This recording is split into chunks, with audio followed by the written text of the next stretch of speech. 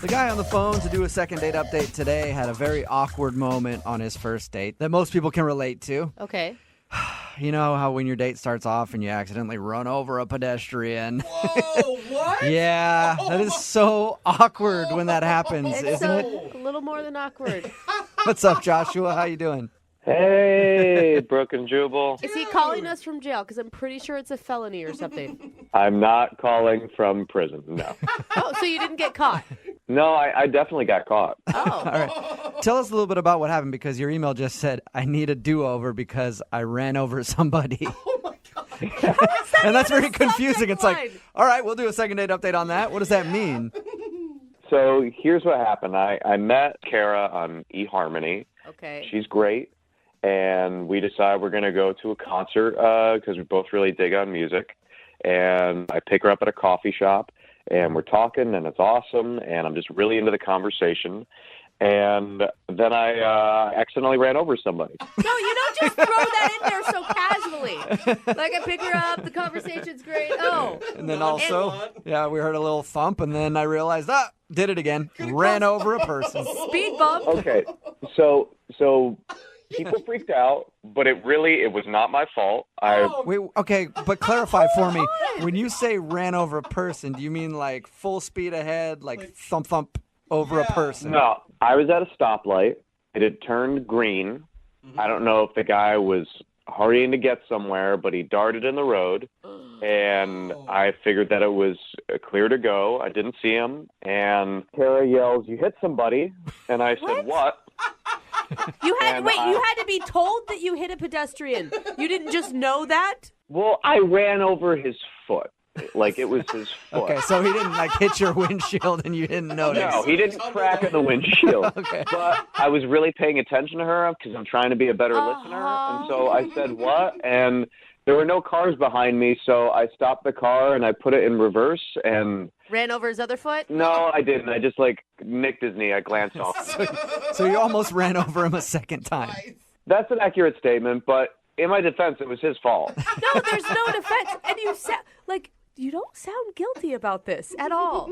I have thought about this a lot, and I don't feel bad about it because this guy ran in front of the car, and I stayed. I filed the police report. You know, I got into a little bit of an argument with another person that was on the road about what had happened, but I think that she did not see everything that happened. Right. Wait, what was your date doing the entire time you're filling out a police report? Well, she left. Okay, so she Yeah. took off. And what did she say to you about the whole situation? Did she say anything before she left? Well, she stayed around, and she was screaming a lot for a while. I can understand But that. again, I don't think that's me. I think that she had a family thing that it was bringing stuff up. What? Another So person. you're blaming past baggage for her wanting to leave? I don't think this... it was about me. Okay. What was she screaming? I mean, there was a lot of the "oh my gods."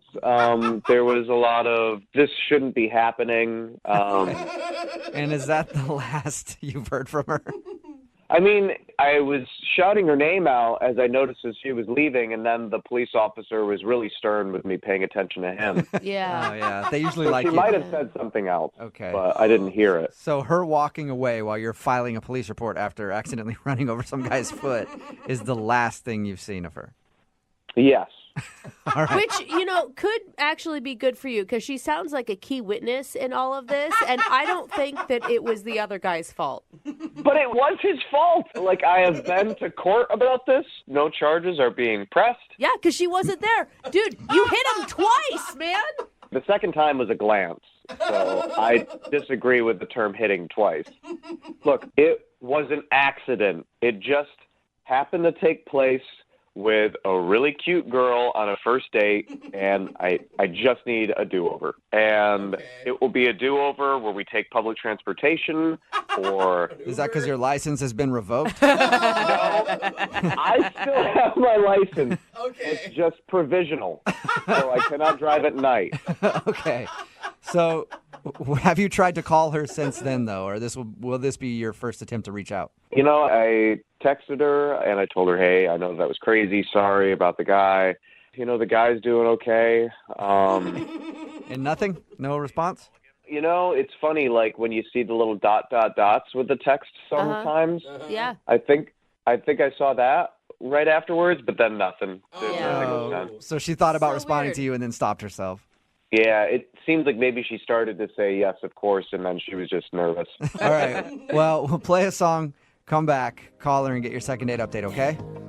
I appreciate it. Yeah, man. Moving 92.5. Brooke and Jubal in the mornings. Second date update. The following is a true story about real-life events that have actually taken place in our judicial system.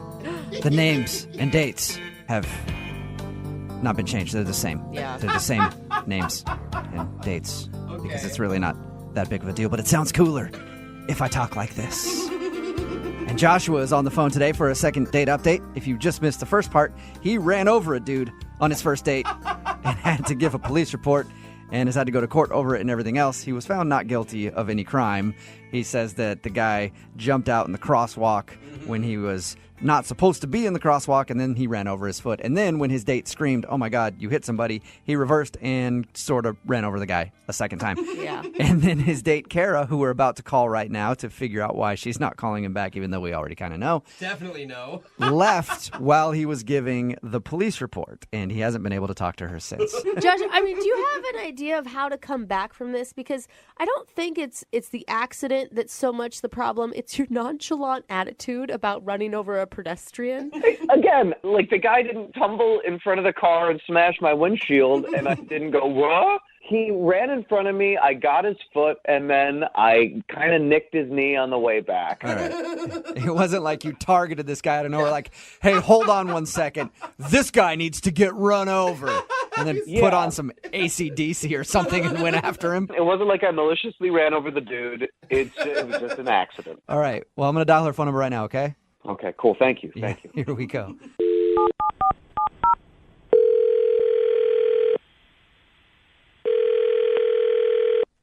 Hello, Hi, can I speak to Kara, please? this is Kara. Hey, Kara, how are you? This is Jubal from Brooke and Jubal in the morning.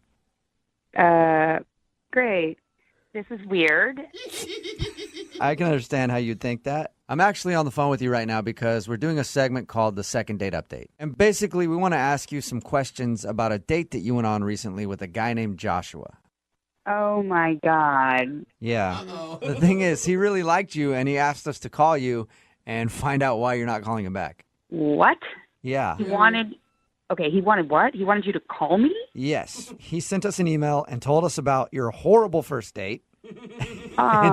What did he tell you exactly? He told us that he met you on eHarmony, and you guys Yes. were on your way to a concert. And he said on the way to the concert, he was talking to you and wasn't paying attention. And some dude ran out in the crosswalk, and he ran over his foot.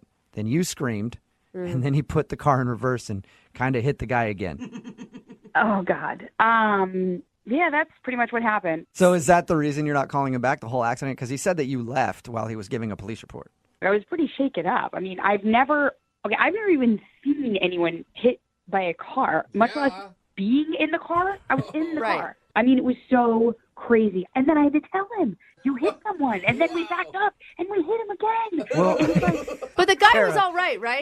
I mean, he did send me a text message later telling me that the guy was okay, but I mean, I don't know. Like, maybe he's just calling me to, ask me out on another date. Be like, oh yeah, the guy's fine. Sure, you want to go out again? I mean, we hit someone on a date. okay, Yeah. but that was an accident. I understand if you feel like that's a bad omen for a Yeah, first but like date. an accident. Like, what's gonna happen on date number 2? What are we gonna do? There's all sorts of options now, I think. The crazy door has been opened. You guys can just run through it full speed together if you want. I'm cool not going through that door. Like, I'm good. Why wouldn't you text him back, though, after that and just say, hey, that was too much for me on a first date? Look, there were other reasons. That was not the only reason. I was just done with that date. Wait, there was more than hitting a pedestrian. Yeah. What's worse than that? I mean, I'm not saying it's worse. Like, I'm not saying we killed a family. Like, but That would be worse for sure. but I mean, I was on this date for I don't know, 10 minutes prior to the incident, we'll call Yeah. it. I got in his car, and Joshua wears an ungodly amount of cologne. Oh, It was like being in the back of a cab in Istanbul. yeah. Just horrible. Okay. Instant And you know what? migraine. Depending on the cologne, that could be worse than running over a person.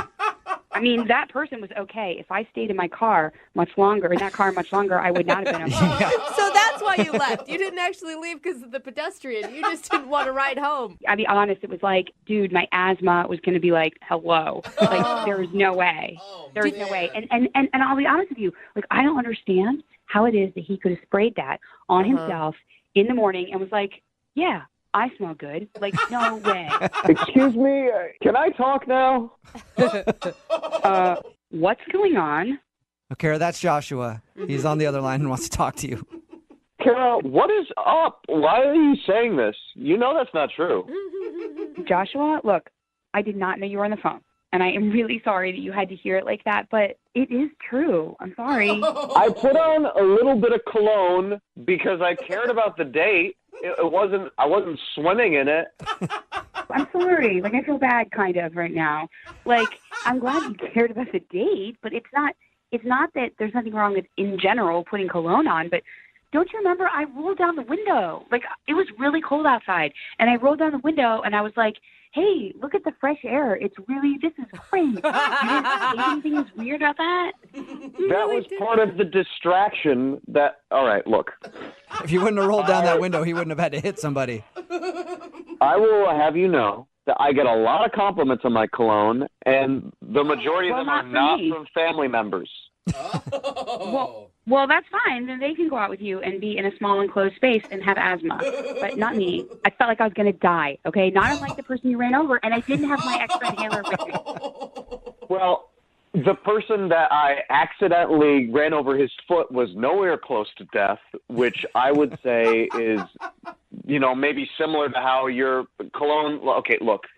All right? Okay, fine. You're in such a predicament right now, Joshua. It's not about the cologne. I cannot wear cologne. I can change that, all right? I just think that I got a good vibe from you before all of this stuff happened, and I'm sorry.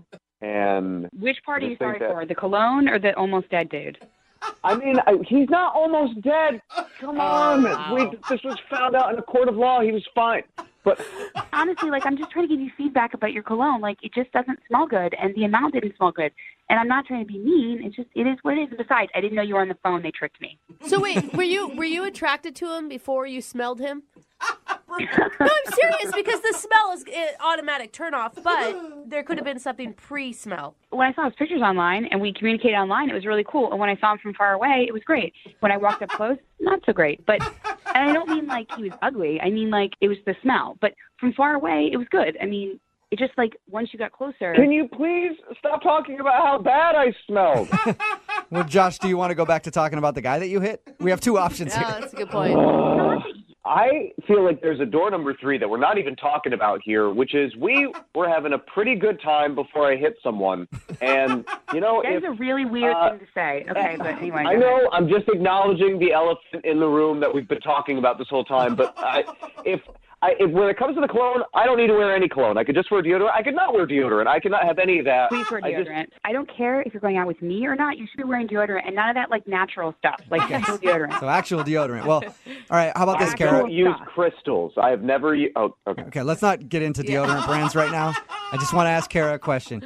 Will you go out with Joshua one more time? You can take public transportation. He won't wear cologne, and we will pay for the date. It's a pretty Will you good go out deal. with him one more time? Kara, come on. Please, just give me a second shot at this. I feel like I'm on Let's Make a Deal. We met on eHarmony. We are a great match for each other. We could end up with each other. That's right. That's the place that claims to find the perfect people. Yeah. I've seen the commercials. eHarmony never said he would hit someone in a car either. So, that would make for a weird ad campaign. But Yeah, that's true. See, he's funny. So, will you give him one more shot if he doesn't wear cologne? And you guys can talk about the whole car accident thing later, but You have will to you say give him another yes. chance? okay, the thing is, it's like no cologne, not like pick another brand, like no cologne. Joshua? Like I don't trust your ability to like bathe yourself in it. if you go out with me, I promise I will not wear any cologne. I just feel like we had a good vibe before things happened. Will you do it, Kara? Okay, but if I show up and I smell anything on you, like any cologne, I'm leaving. And if your bumper is damaged or I see like blood or hair on the front of your car, we're done. I have already cleaned the car. You can't see anything on it. So, Well, that's really good to know. Yeah, isn't that wonderful? Good. Congratulations, Joshua. You got a second date. oh, Kara, I'm excited to see you again, and I promise you won't regret it. Unless he runs over another person. Oh, wow. Brooke and Jubal in the morning. Text in at 78592 that says, I agree. I'd rather date a murderer than a guy who had bad cologne. Oh, come on. And I think personally, I agree too. If you missed today's second date update, this guy Joshua wanted to call this girl named Kara. He wasn't getting a call back, and he figured it was because he actually ran over a dude on their first date. Yeah. Now, it wasn't his fault. That's been proven in a court of law. Yes. A guy was crossing at the wrong time, and he kind of clipped the dude and then reversed and ran over his leg. Again. And he thought maybe that was a bit too much, and she thought he did it on purpose or something because he wasn't paying attention. But that wasn't the reason. The reason was it was because he was wearing very bad cologne. Oh, man. And she didn't even want to be in the car with him in the first place because his cologne was so terrible. That's so sad, though, when you can get in a car accident and she's like, thank God I can leave now. Yeah. This is my cue. Like, I have an excuse. I know she's actually excited because she just saw somebody get hit with a car. Like, oh, sweet. I get to stand outside and wait for the cops to show up. That's going to take a while. Fresh air. Yeah, if somebody has really bad cologne, it is terrible. Like, think about if you're in your office and you get on the elevator after somebody with bad cologne or bad perfume. Oh, that's the worst. You it can just is smell their aftermath. Disgusting. But anyway, they agreed to go on a second date. She actually said she would go out with him again. Yeah. I recommend they take an Uber. And he also can't wear any cologne on their date, which means he's probably so scared now he's not going to wear deodorant, cologne, Oh, no. not even shower, no soaps, and he's just going to smell terrible. Remember, if you want to do a second date update, all you have to do is email the show, and we will call the person who didn't call you back. Moving 92.5. Going to being just blown off for a date. What's that? Somebody constantly scheduling with you and then changing it over and over and over and over Like again. just Because it's like, why can't you just be honest and say, I don't want to go out with you, instead of constantly stringing me along, be like, I can't go out today, but how about like 2 weeks from now? And then you schedule 2 weeks from now. Oh my God, something else came up. That's the issue that Jill is having. Jill is on the phone today for a second date update. She emailed us about a guy named Sam that she met online. Jill, how are you? I'm good. How are you guys? So that seems to be the issue, huh? Sam is just kind of stringing you along. Yeah, he just keeps pushing things further and further away from me, and I just don't understand why. Okay, well, how did you meet him, first of all? We met online. You did. Right. I thought he was super nice, and we had talked for a few weeks before we actually decided to meet, but we did have, like, good conversation throughout that time. Was it a dinner and drinks type of situation? Yeah, it was a dinner date. Okay. And he was just super nice and handsome, and I was just, like, really excited about it. But there was, like, a red flag. Uh-oh. What was that? I really thought he was a good guy, so I was giving him every signal I could think of to try and get him to kiss me. Yeah, Okay. you're like touching his arm. You're pushing your boobs together. You're trying to scoot over closer to him. Yes. You know, the shuffling of the keys at my car door, like Everything. everything. Oh, that's the worst. When you're standing there and just waiting. Yes, and even more embarrassing is that there was a point where I was literally like inches away from him, like our toes were touching. Okay, and he just was not getting it. No. And all he could muster was like, yeah, let's hang out this weekend. In his defense, maybe he's just a guy that gets nervous in that situation. Or maybe he doesn't kiss on the first date. There are some guys like that. That is very rare. Usually guys don't kiss on the first date because they're scared to go in for it. I've been in that situation too, where I can tell a girl wants to kiss you really bad, but still in the back of your head you're like, no, I don't think she went out. I don't think she enjoyed herself enough to do it. I'm not going to do it. Then the date is over and you're like, damn it, I missed the opportunity. So Really? I hope that's what happened. Why Okay. didn't you just kiss him, Jill? What kept you from doing that? I felt like I was trying to make all the moves to get him to know that I was interested. So him, like, not reciprocating in the same way, Right.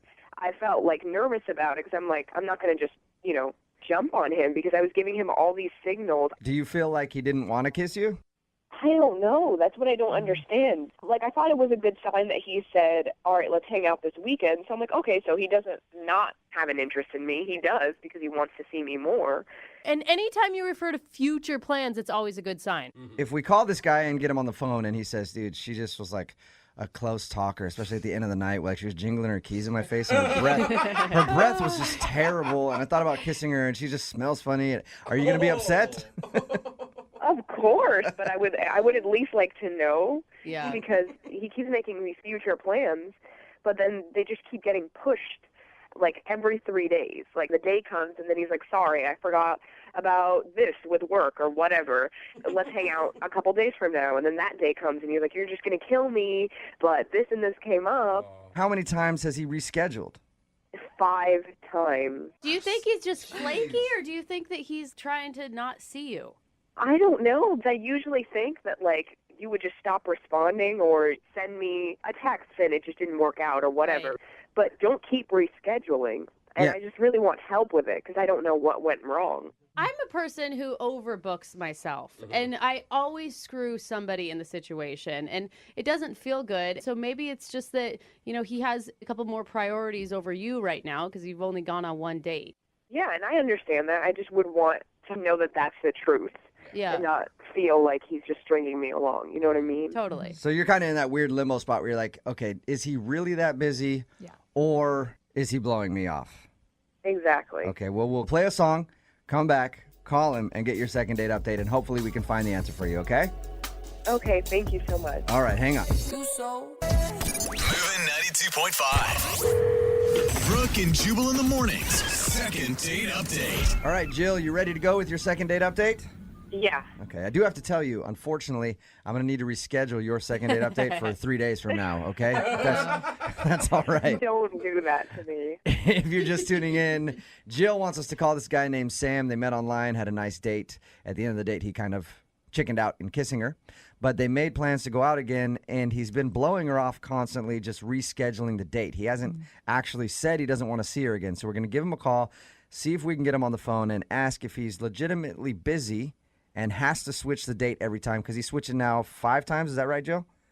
Yeah, 5. He's switched your date 5 times. So we're going to see if he's actually busy or if he really is just blowing her off. And if he is legitimately busy, you want us to try to nail down a date so you guys can actually go out? Actually, I just want to find out where he is right now, and then I'll just meet him right now. That's even a better idea. Like, if we get him on the phone, he's like, no, I'm really busy. I just, dude, stay where you are. I'm going to get her car to come meet you right now. I like your plan a lot. Okay, I'm going to call him right now, see if we can get him on the phone. Mm-hmm.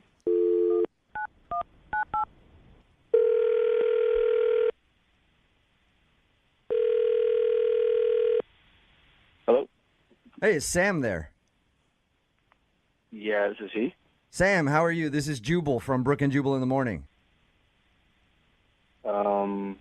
Okay, hey. Are you familiar with our show at all? I mean, kind of. Okay. Well, I'm calling you because I have something to ask you about. You recently went out with a girl named Jill who listens to our show.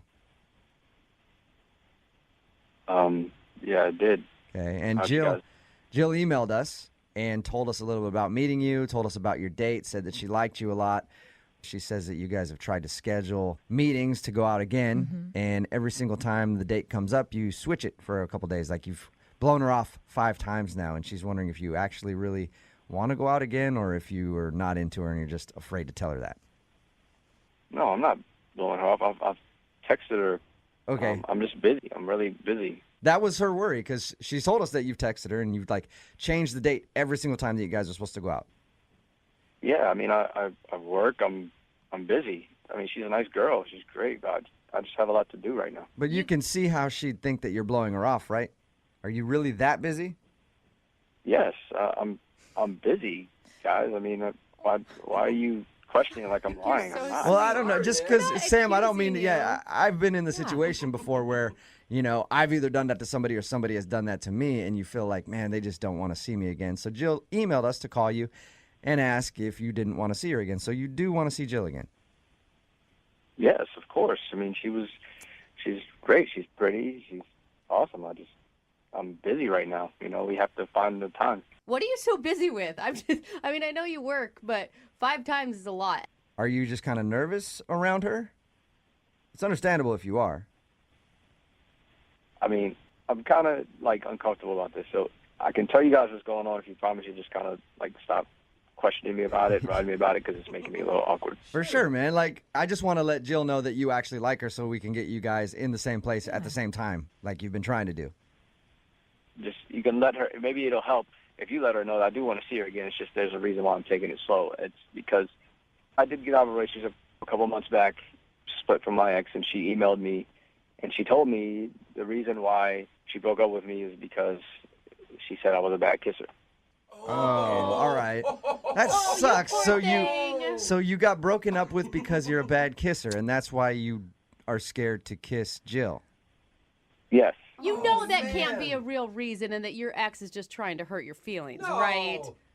I mean, she seemed pretty specific in the email, so I don't, Yeah, that would suck. Like, somebody can say they don't like your personality, but then to be like, oh, you're a terrible kisser so bad that I couldn't stay with you. That's got to, like, stick with you for a little while. It does. And that's why I'm trying to get better at it. That's what I'm doing right now, is trying to get better at it. You're trying to get better? Kissing your hand a lot? What do you mean you're trying to get better at it? There's this school that helps you with that. It's a kissing school. No. Are you being real?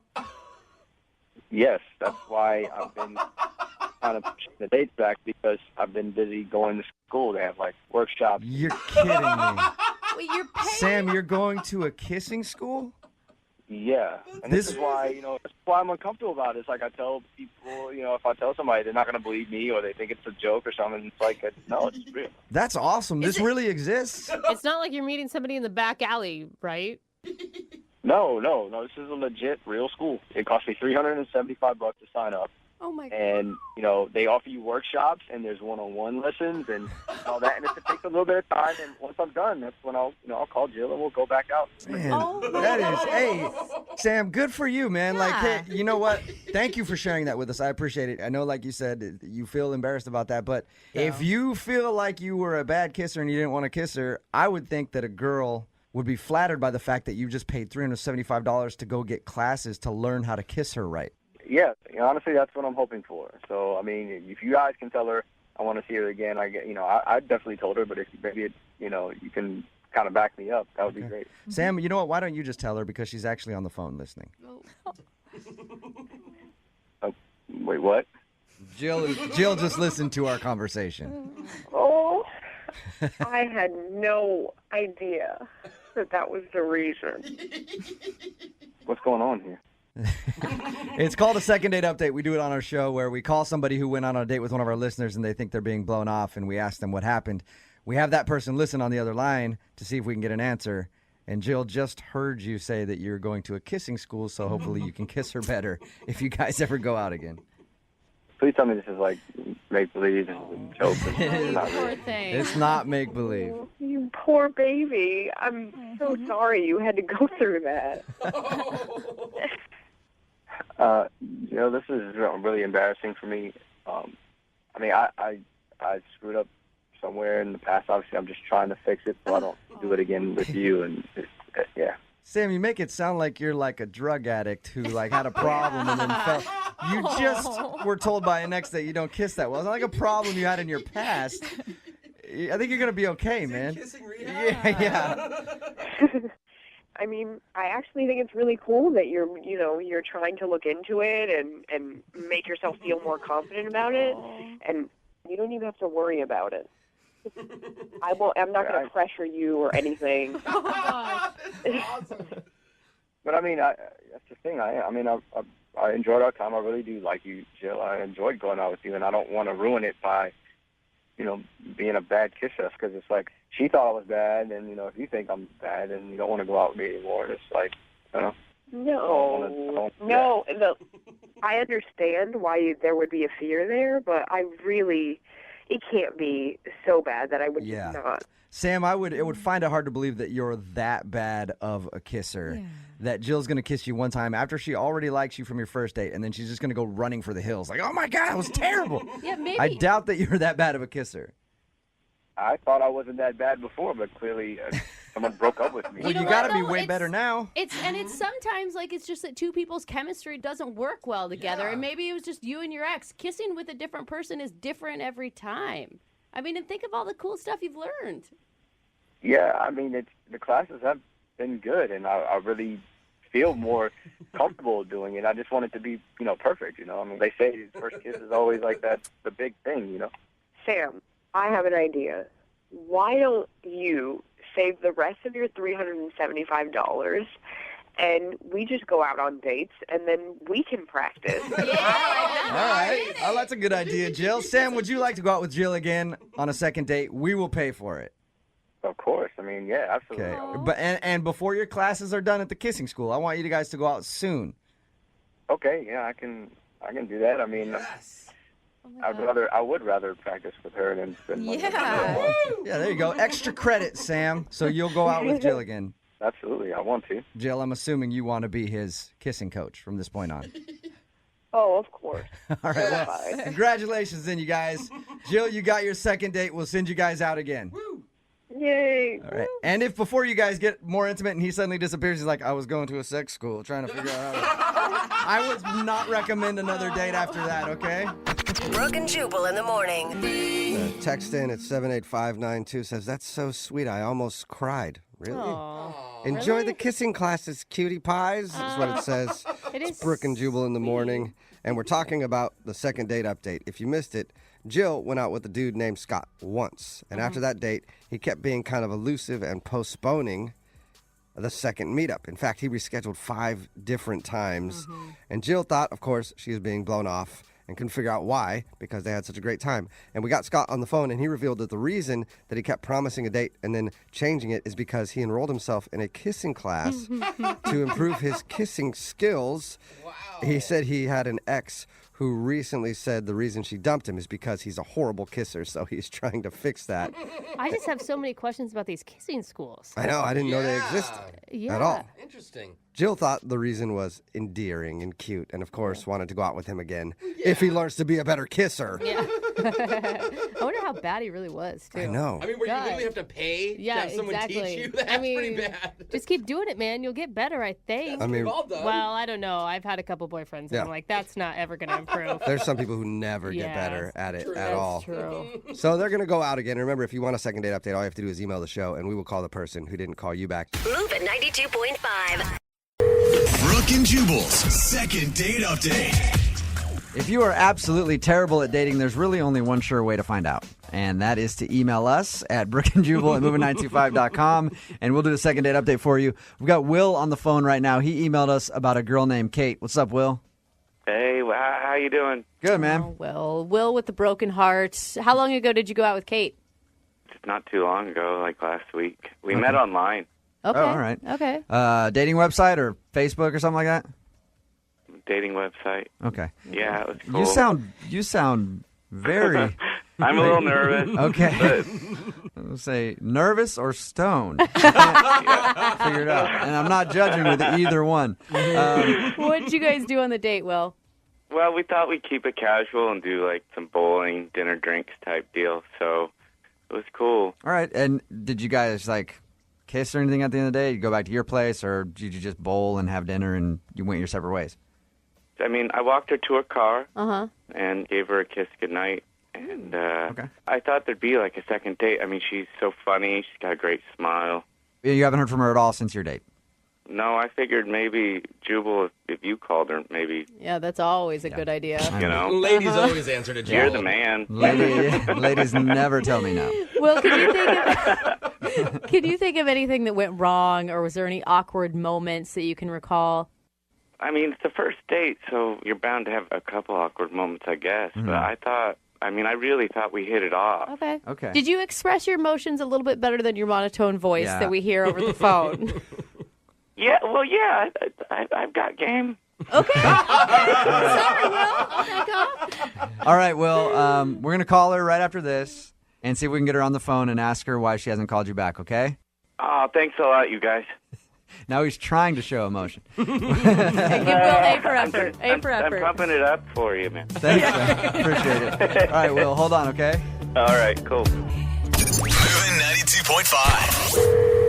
Brooke and Jubal in the mornings. Second date update. All right, got Will on the phone. If he made it through the song and is still awake. Will, you still with us? Yeah, I'm not. I'm way nervous. All right, Will emailed us about a girl named Kate that he went on a date with. They met online, went out for bowling and dinner, gave her a kiss at the end of the night, and just hasn't heard back.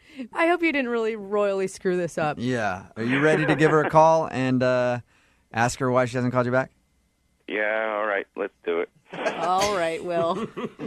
Look at that enthusiasm.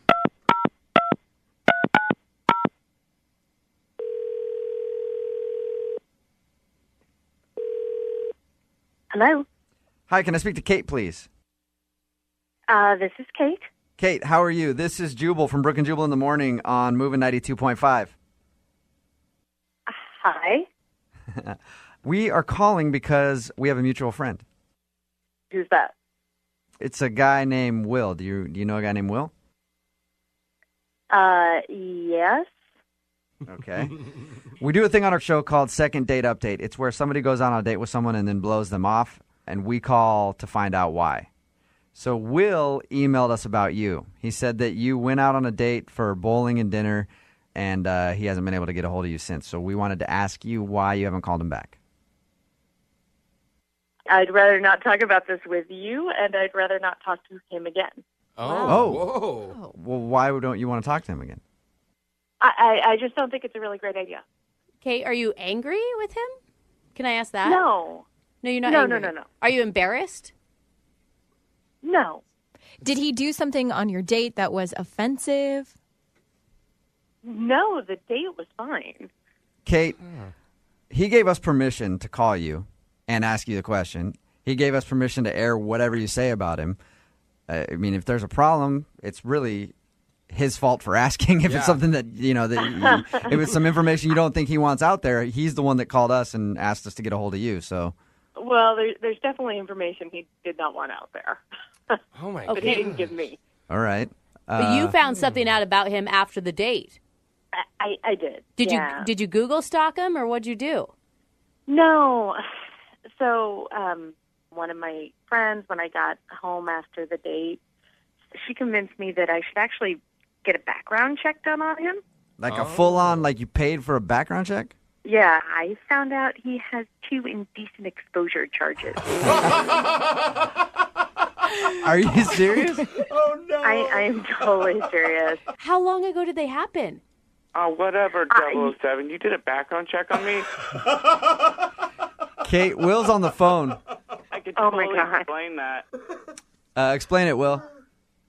Your friends dare you to go to the drive-thru naked and order a Big Mac. And you do that once, and then you get, like, a reputation. And then you're in college, and they're like, streak, streak, streak, streak, streak. And so you think it's a good idea to do it one more time. Surely you can't get busted twice. I'm an idiot. It's fine. So, Will, you're not arguing it. You got arrested for indecent exposure twice because of your friends daring you to do stuff. Yeah. Are you sure you're not some creepo that walks around in like a trench coat and flashes women? No, I'm just a dumb hipster in skinny jeans. I swear. I'm not. Kate, how do you feel about what he just said? If you had actually told me something about this, like if you're going to... How do you broach that talk? How do you say, hi, I've got indecent exposure charges on you on the first date? How do you do that? That's like when we at were least the talking third about date. stupid things that we had done in college, maybe? Oh, well. Yeah. So that's, I'm not really, I don't know. It's just weird, and you're a nice guy and everything, but, you're just aside not from the for me. indecent exposure stuff, were you kind of impressed? Like a little bit? Like if that like never happened, would you think about going on a second date with me? Like I said, I had a great time, but the fact that you held out on me with this stuff, it just creeps me out. Kate. So, Kate, why is this such a deal breaker for you? I mean, he was in college. He was having fun. We've all done things in our past. right, but he didn't say anything about it. I see his point, though. It's kind of hard to, like, how do you judge when the right time to be like, yeah, I got arrested for showing my thing off in public. For anything. How do you just bring up It's a not criminal really record? that big of a deal. Wait, that sounds bad too. All right, so Kate, at the end of these, we always offer a second date. I know Will would like to go out with you again. Are you interested in going out with Will again, giving it another shot if we pay for you guys to go out? I am not. You're not. Really? Kate. Will, you are so cute. I want to go out with you. Oh, Lydia. I swear I'll keep my clothes on. Don't make promises you can't keep, Will. We all know you by now. Kate, Yeah. thank you for your time. I'm, sorry that you guys don't want to go out with him again, but good job, I guess, getting a background check on somebody. I wouldn't have thought to do that. Yeah, thanks anyhow. Hey, Will, Yeah? I think you can find somebody better. Yeah. Someone who's not so judgy. You know what I mean? I also want to go party with you really bad. Brooke and Jubal in the morning. I can't think of a better place for people to meet and hook up than a real estate convention. What? Because they're all charged up on selling houses and getting some drinks, spending a weekend at the Hyatt Regency or wherever, just talking about home sales. And you know who the people that are in that group that are millionaires because you know what houses they've sold. And you're like, yep, that dude's worth $1 million. Going to try to get him drunk, sleep with him. That's what happens at real estate conventions. Goals and fantasies, And yeah. Ethan's on the phone right now, and he sent us an email. Apparently, he met the girl that he wants to call today at a real estate convention. What's up, Ethan? Hey, what's going on, guys? Wait, Not hold much. on. Do they really go down like Jubal's describing? It can get kind of crazy. I mean, if everyone's having a good year, stuff can get out of control at these. There you're celebrating, you're partying, another good year of home sales, and next thing you know it, you wake up with 7 of your coworkers, same bed. I know how it goes. Guess that's what happens when the interest rates are good. Well, they are really good, and if you're interested, we should talk. Oh, God. Oh, God. Always selling, Yeah. right? Well, from your email, it sounds like you were having a good time at this real estate convention, and you met someone. What's her name? Kara. Kara, all right. And what did you like about Kara? We just had so much in common.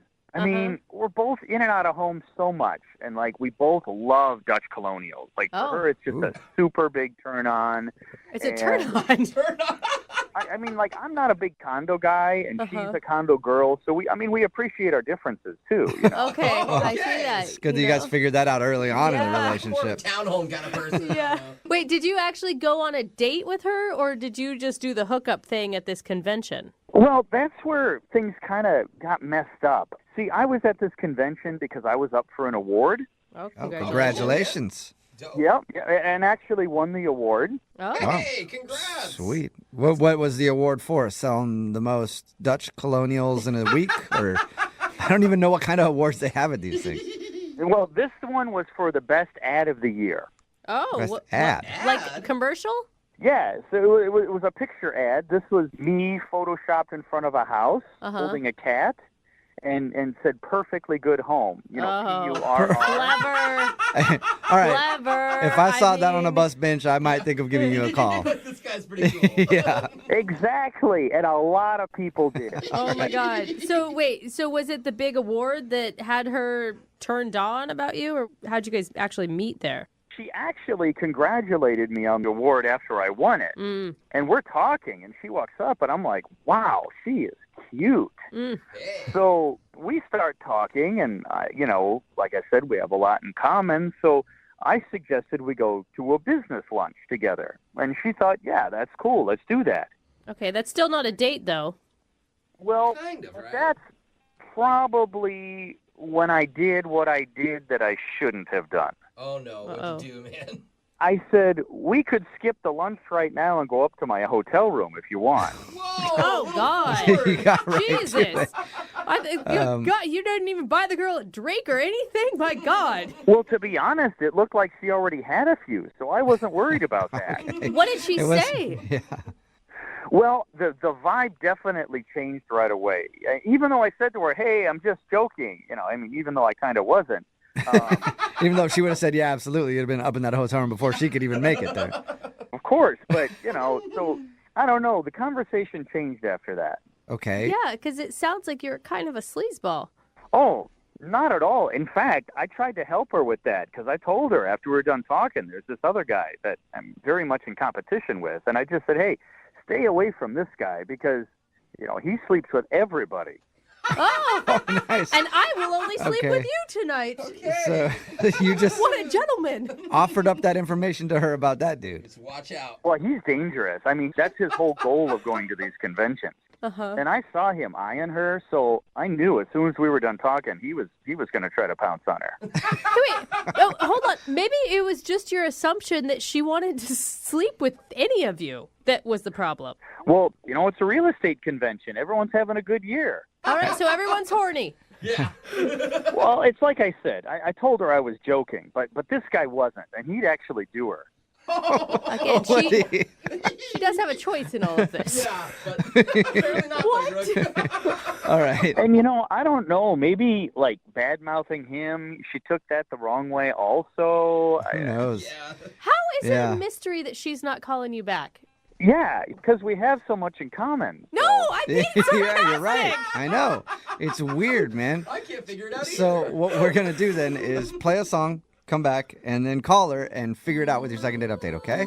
Yeah, that'd be great. Yeah, it would be awesome. Okay. Hang on one second, man. Moving 92.5. Brooke and Jubal in the mornings. Second date update. If you pay attention, you can learn a lot from these second date updates. And today I've learned an important lesson that I will never shake a real estate agent's hand ever again because I don't know where they've been. Yeah. Good lesson. If you missed the first part of today's second date update, Ethan is on the phone, and Ethan was at a real estate convention, and that's where he met the girl he wants to call today. Her name is Kara. She also works in real estate. I guess Ethan actually was winning an award, and then they struck up a conversation, and he hit on her a lot. Yeah. He even invited her up to his room at some point, and she seemed not interested. He also took the time to bash another one of the dudes that was there, saying, hey, if that guy comes and talks, you don't talk to him because definitely that guy's trying to do you. Even though that was Ethan's plan all along. But Ethan still wants to call her regardless and see why she's not calling him back. Here's the thing. You don't know anything about her. You guys didn't even go on a first date. She turned you down for wanting to hook up in your room. But as I said, that was just a joke. It wasn't, though, because if she said yes, there would have been no joke. Oh, of course, but you don't say that it wasn't. I guess I'm asking, are we just calling her so that you can complete the booty call, or did you think that there was something really there? Well, yeah. Yes, I'd say yes. Either way, yes. Yes. Just whatever. Booty call yes. or not, yes. You want a chance with Kara. Oh, man. The thing is, she's much cuter than most realtors, and really not slutty either. Yeah, because she turned you down, right? Honestly, that does help her case. Okay, so you're the slutty one in this situation. Yeah. Whatever. Okay. I have been around a lot. I mean, I've been in real estate a long time, but she's different. Okay. Well, I'm going to dial her phone number right now and see if we can get her on the phone. Here we go, okay? All right.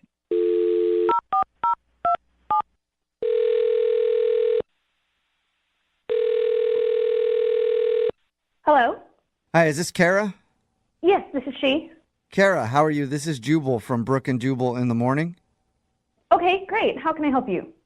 Well, I got an email about you from one of our listeners. That's why we're calling. I'm sorry, what listing? No, listener. Close. Is this from an ad? Or No, Also a I good think question. there's some confusion. Yeah. You work in realty. Yes, that is correct. Yes. Well, the reason I'm calling doesn't have anything to do with that. This is Brooke and Jubal in the morning. It's a radio show. We're not interested in the hot property right now. I'm sorry, I'm very confused. How can I help you? I'm calling you today because we do a segment on our show called the Second Date Update. That's where if you go out on a date with somebody and end up not calling them back, they can email us to get you on the phone and find out what happened. And somebody actually sent us an email about you.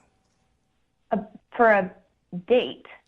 Yeah, and you guys didn't really go out on a date in the traditional sense of the word. You met recently at one of your real estate conventions. His name is Ethan. Oh. Do you know who we're talking about? What? Yeah, I think so. Oh, yeah, that's the right reaction. I'm pretty sure it's the same guy. So Ethan went to you guys to have you call me. Yes, because he said he's tried to reach out to you a couple times and you haven't returned his phone call. So he figured maybe we could figure out why you're not calling him back. Well, just, he told us a little bit about when you guys met, and then he said that he really liked you and wanted to go out on a date with you, but you haven't responded to any of his phone calls or text messages. So is there a particular reason? I mean, I don't know what he told you of our first interaction, but he's pretty drunk and not exactly a gentleman. So I figured it was best to just try and keep things professional and leave it at that. Right. It sounded pretty simple. The reason why you wouldn't be calling him is because he was like super forward and immediately asked you up to his hotel room and you turned him down. Yeah, I mean, that's definitely part of it. But, I mean, these conferences are fun, and they're generally pretty casual. We're all kind of joking around. So I can handle, you know, a little bit of banter and whatnot. But he was extremely forward, and I also had never met him before. So it was, like, a little alarming, a little shocking. Yeah. And, you know, there were some things that I saw later that night that definitely confirmed my hesitancy about him. So Things that you saw later? yeah, I mean, I saw him a few more times that night, just kind of from afar, and I'm definitely not interested. So I'm going to guess he was taking body shots off of another realtor from, maybe he was on the bar having other realtors take body shots off of him. That's what he sounds like. Body shots of bad cologne, actually. I would not be surprised if that was the case, but that is not what I saw. No. Was he just like hitting on other women and stuff?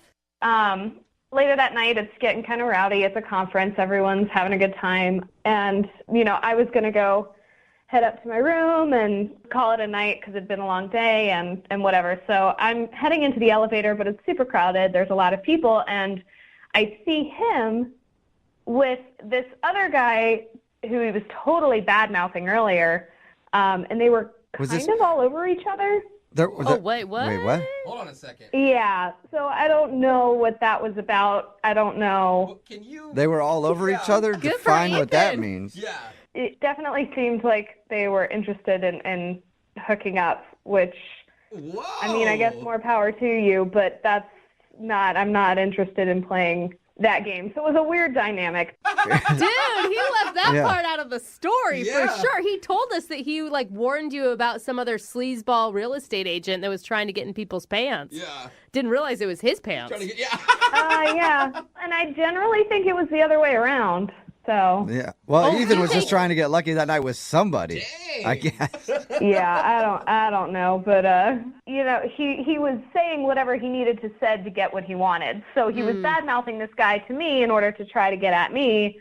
And then as soon as I was like, this is uncomfortable, and walked away, he was immediately going after the very person that he had just been bad-mouthing. Yeah. Oh. I mean, it just sounds like he was just celebrating that night. Like, if everybody would have left him alone in the bar, he would have been with a bar stool at some point, taking it to his room. Well, she didn't stay for the whole night, so who knows what happened at the end.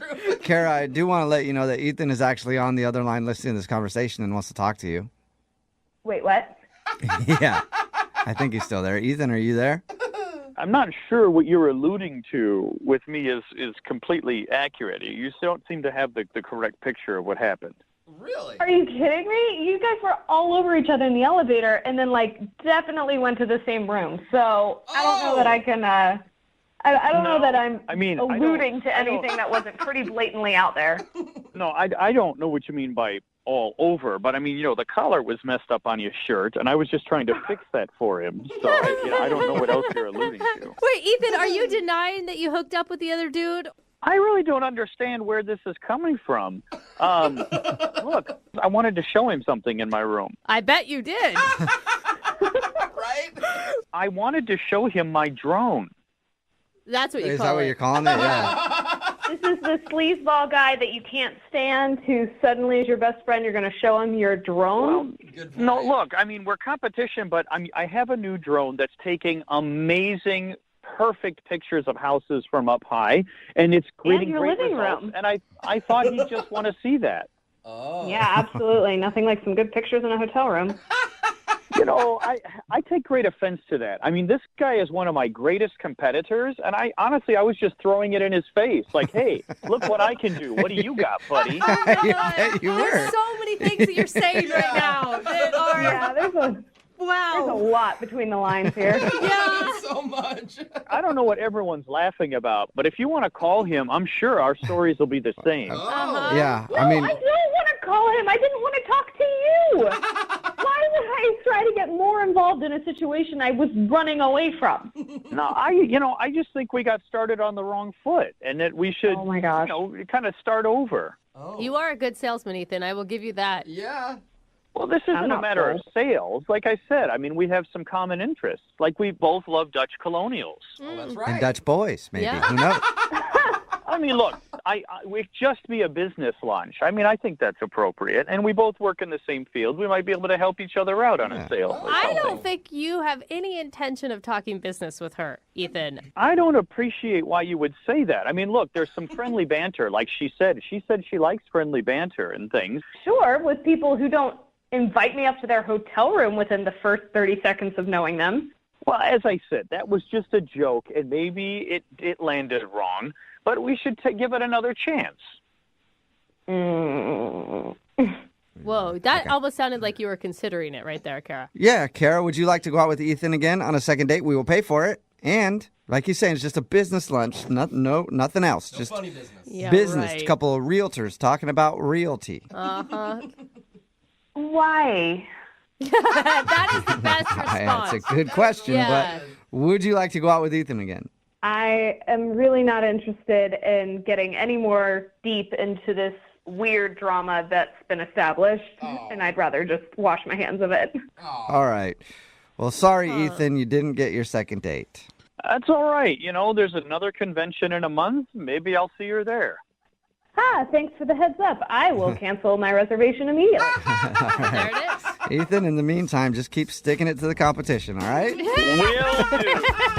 Brooke and Jubal in the morning. Text message in at 78592 says, this guy is a creep with like 10 E's.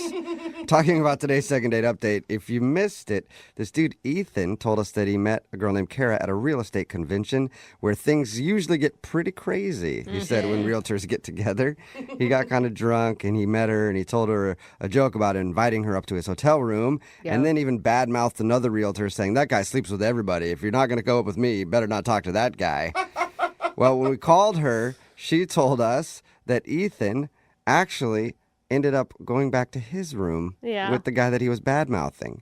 And he said, it was just to show him a drone that I have to take pictures. I don't know. I mean, I knew real estate agents could party, but I had no idea. Real estate agents get crazy, I Wow, guess. yeah. They did not go out again, but I'm sure Ethan will probably see her at another convention and try again. Wow. Sounds like that type of dude. Remember, if you want to do a second date update, all you have to do is email the show, and we will call the person who didn't call you back. Move at 92.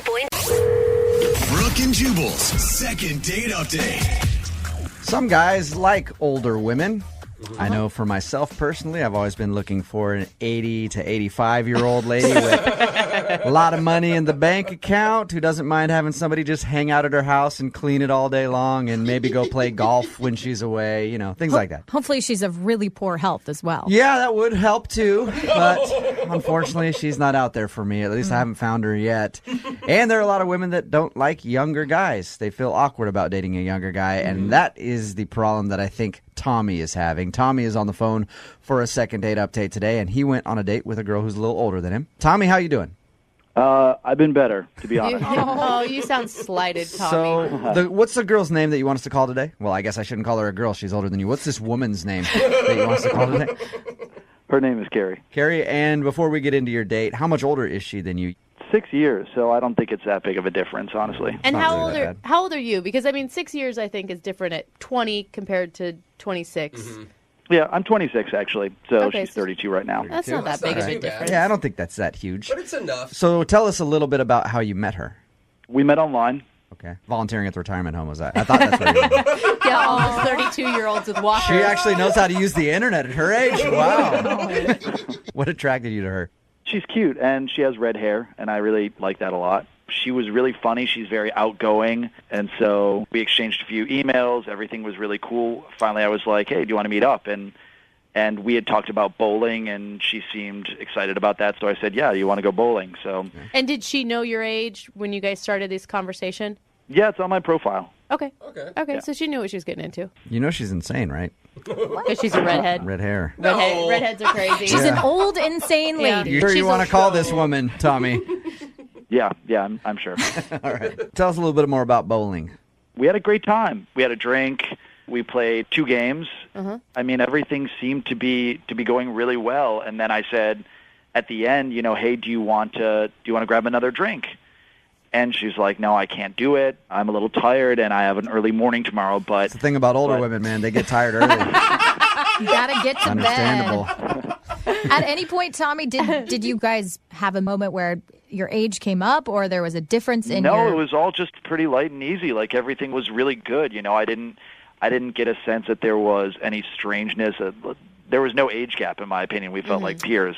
Right. That's awesome. So she said she had to go home. She said she had to go home, and then after the date, she texted me, and she said, I had a really good time, but I think I might be too old for you. Oh. Yeah, and I just texted her back, and I said, no, it's not an issue for me. I would really like to see you again. And nothing. Huh. No response at all. None, no. Maybe she just can't figure out how to work the phone. She's like, it's a rotary phone. I don't... So you know the exact reason why she doesn't want to see you. She feels like she's too old for you, but you want to do a second date update. Yeah, you know, I really want to go out with her again, and I just want to convince her that my age doesn't really matter. Like, we had a good time. Age ain't none but a number. And then we could probably play, who was that, Aaliyah? Yeah, I think so. We could probably play that song for you even, but you want to tell her not to worry about the age and go out with you again. I think it's ridiculous. We have a connection, and that shouldn't be the reason that we don't see each other. Are you prepared, Tommy, though, if it's for reasons like she wants to have kids or she wants to get married or that kind of stuff? I mean, if it's the right girl, then yeah, you know, I don't want to say I'm ready to get married to her, but, you know, those are definitely things that I see in my future, and so if that's what she's worried about, if she's the right person, then yeah, 6 years is not going to prevent that from happening. So dating an older woman doesn't bother you at all? No, and I don't even see her as an older woman, but I think she maybe has a complex about being 6 years older than I am, so. All right, we'll play a song, come back, get her on the phone, and get your second date update, okay? Yeah, please. All right, man, hang on. 92.5. Brooke and Jubal in the mornings. Second date update. Hey, Tommy? Yes. I'm going to make your call for the second date update in just a second, but while I'm doing it, I want you to think about something, okay?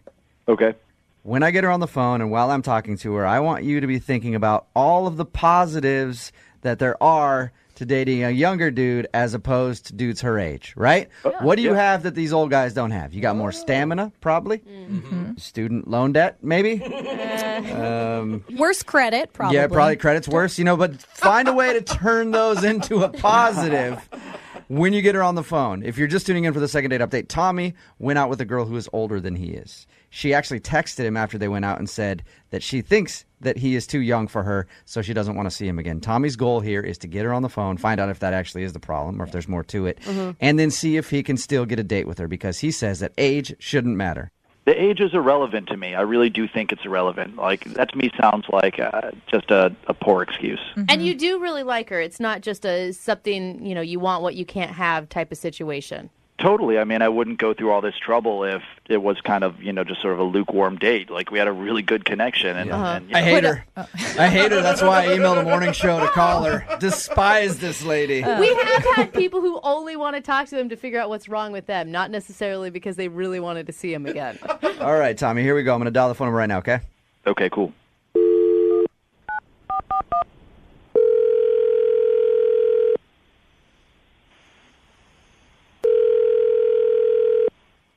Hello? Hey, is Carrie there? Yeah, this is. Hey, Carrie, how are you? This is Jubal from Brooke and Jubal in the morning. The radio? Yeah. I'm calling you because you recently went out on a date with one of our listeners, and he's been trying to get a hold of you. But he can't, so he asked us to call you. Okay. He goes by the name Tommy, and you and him enjoyed a little bowling action. Yeah? What is this? Well, Tommy told us a little bit about your date, and he also said that you texted him the other day and said that you think that you're too old for him. So he emailed us in hopes that we could get you on the phone and ask if that's really the reason why. I mean, he was really nice. He was great. I mean, like, I enjoyed meeting him. I just... Did you know that he was 6 years younger than you before you went out with him, though? Yeah. So why, like, to me, that would make me think that there's something else. Like, you just don't want to see him. If you already knew that he was younger than you, why would you even go out on the first date? Well, I mean, people can surprise you, you know? I mean, I went into it hoping that he was going to kind of fit what I'm looking for.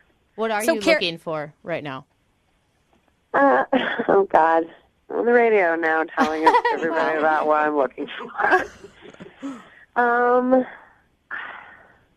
I'm getting older, you know, and I'm I just, I have a plan, and I'd like to be pregnant by the end of the year. Or like, Wow. Not this year, but like by the end of a year from now. And Carrie, You're not that old. Tommy sounds like a young, virile man to me.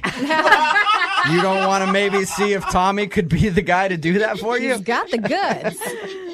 I mean, he's great. Like I said, totally like a great guy, and really cute and fun. Like, we had a good time. I just don't think he's where I want him to be. So you're ready to have kids right away, and you think Tommy's maybe a little too immature for you?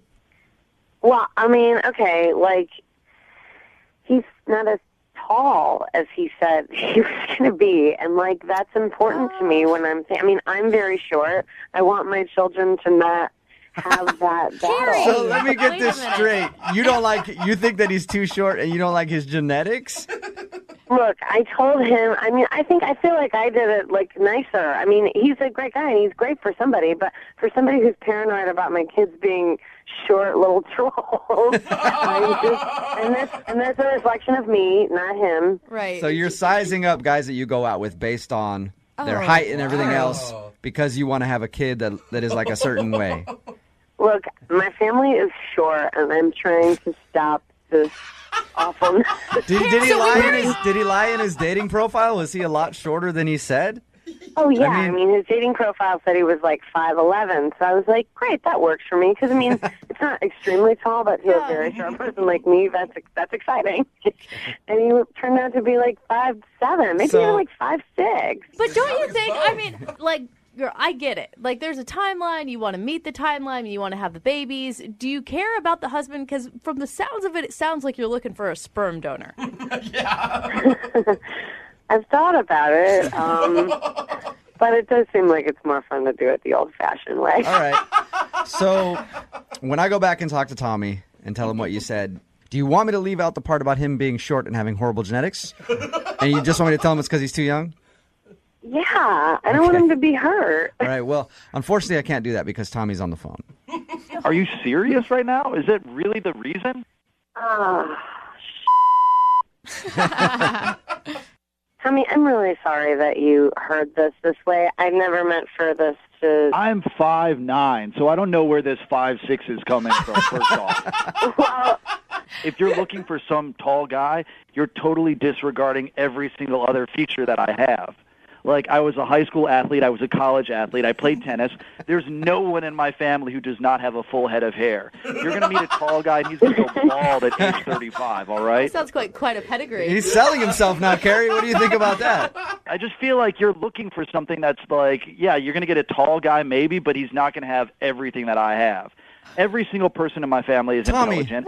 Tommy, are you saying, Tommy, 1 second. Are you saying that you're willing to get Carrie pregnant now? No, I'm just basically saying that she's petty. Like, Okay. Is this really like 2 inches is going to keep her from going out on a date with me again? Because she just wants, basically you're just looking for a stud to impregnate you. And that's just weird, first off. And you're not being upfront on your profile. wow. Well, if I'm petty and selfish, see, this wasn't the right fit, okay? This wasn't the right fit, and now it's gotten really dramatic and weird and overblown. When I tried to let you have that you were too young and that you had the life ahead of you and that I'm too old. I gave you that. Move on. Sorry. I understand, but you got to be a little realistic with your expectations. I'm just trying to be hardcore because I'm just at a different place in my life than you. I have a clock that I have to worry about, and you don't. So you're 32 you may years think that old, you like though. me, It's not but like you're not 42 years old. You're acting like you're 42 right now. I am the total package. There are plenty of people that would recognize that, but you're just looking for something that you're not going to get. And I got to be honest with you, you're not going to find whatever you're looking for. Well, I guess temperament isn't one of your good genes. Or grace. You're just striking out everywhere. And weird.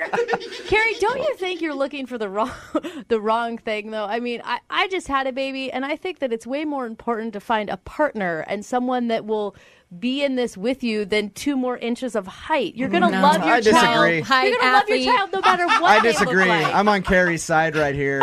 It's all about upgrading your genetics. You know what I mean? Plus, her kids are going to have red hair, too, so they're going to have a hard enough time. Exactly. We have a hard road to hoe already. You guys. Well, it sounds like I know the answer to this. But, Carrie, would you like to go out with Tommy again? I will pay for a second date. I mean, let's not push this any further. Yeah, there's no way that we're going out again, so no. Look, I'm sorry you had to find out like this. You're going to pass your genes along. You'll probably end up with some tall, gorgeous Amazon, and you guys will have amazing, tall wonder babies. And they'll never have to deal with the things I have to worry about. Wow. Carrie, Why is being short so thank you very much for your time, Carrie. Oh, Thank you. Appreciate you being honest. Tommy, no second date, man. I'm sorry. Yeah, no worries. But kind of a cool thing for the second date update. I never thought we would be doing one with the female version of Hitler, which is interesting. Brooke and Jubal in the mornings. Second date update. Today's second date update, Ashley is on the phone, and I'm having trouble telling what Ashley does for a living because her email said she's a bassist. But I don't know if that's another word for a dental hygienist or if I'm saying it right, or is it bassist? Sound a it bassist, out. like a fisherman? Is she a fisherman? Ashley, are you a bassist or a bassist? What are you? Well, listen, if I had had anything to do with dental hygiene, I'd have a heck of a lot more money. I am a bassist. I play bass in a band. Cool. That's sweet, man. I Still don't know what that means. Okay, well, that's the base. Okay. It's the big. Where does fish come in? Where do the fish come in, Ashley? You got the big mouth bass hanging on your wall, but that's an entirely different monster. Okay. Okay. Well, so she you is versed in both, apparently. Okay. So you play in a band. Yeah. All right. And is that how you met the guy you want to call today?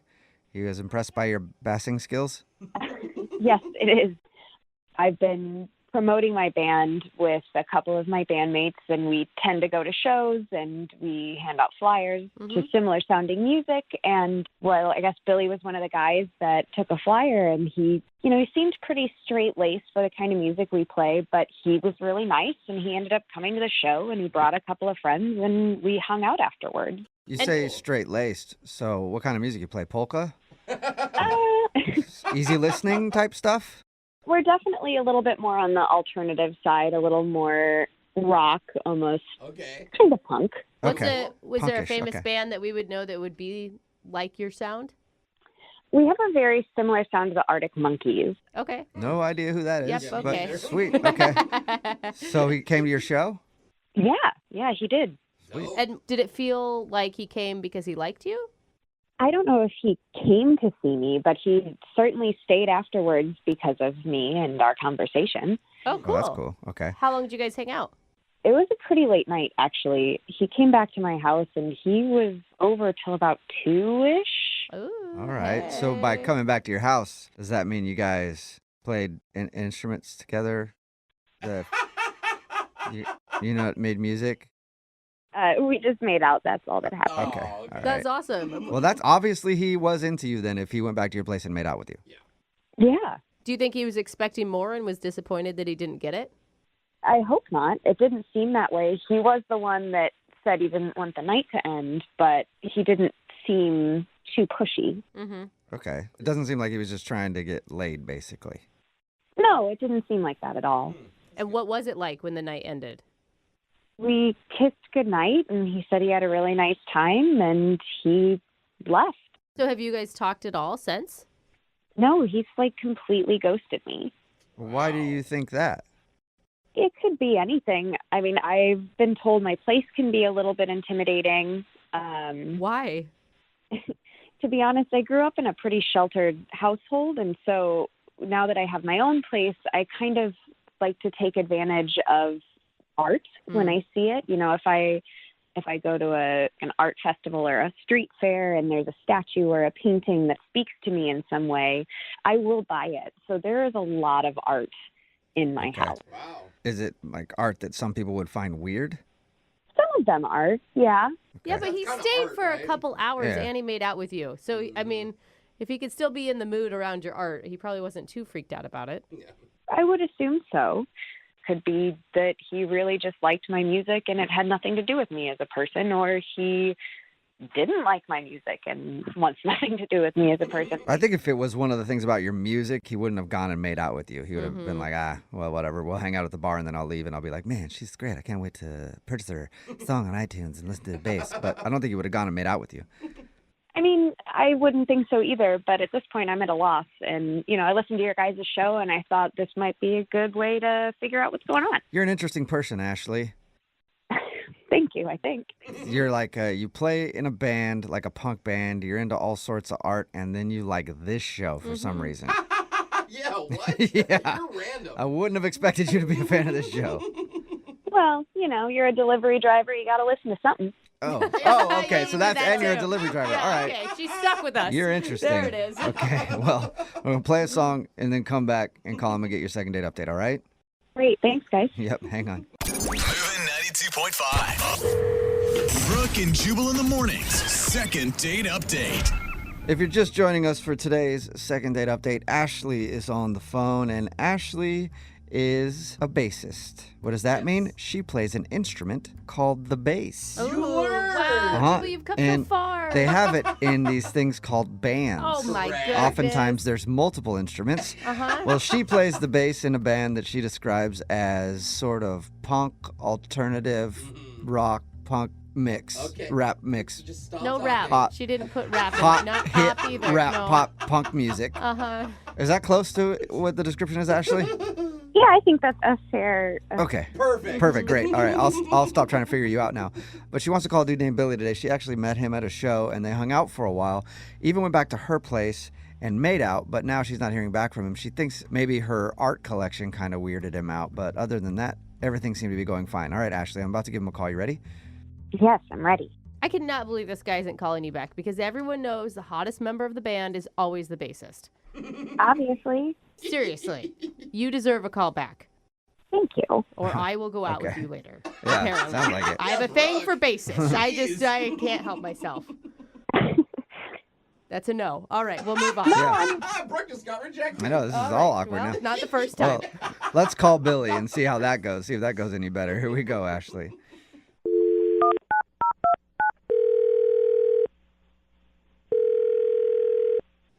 Hello.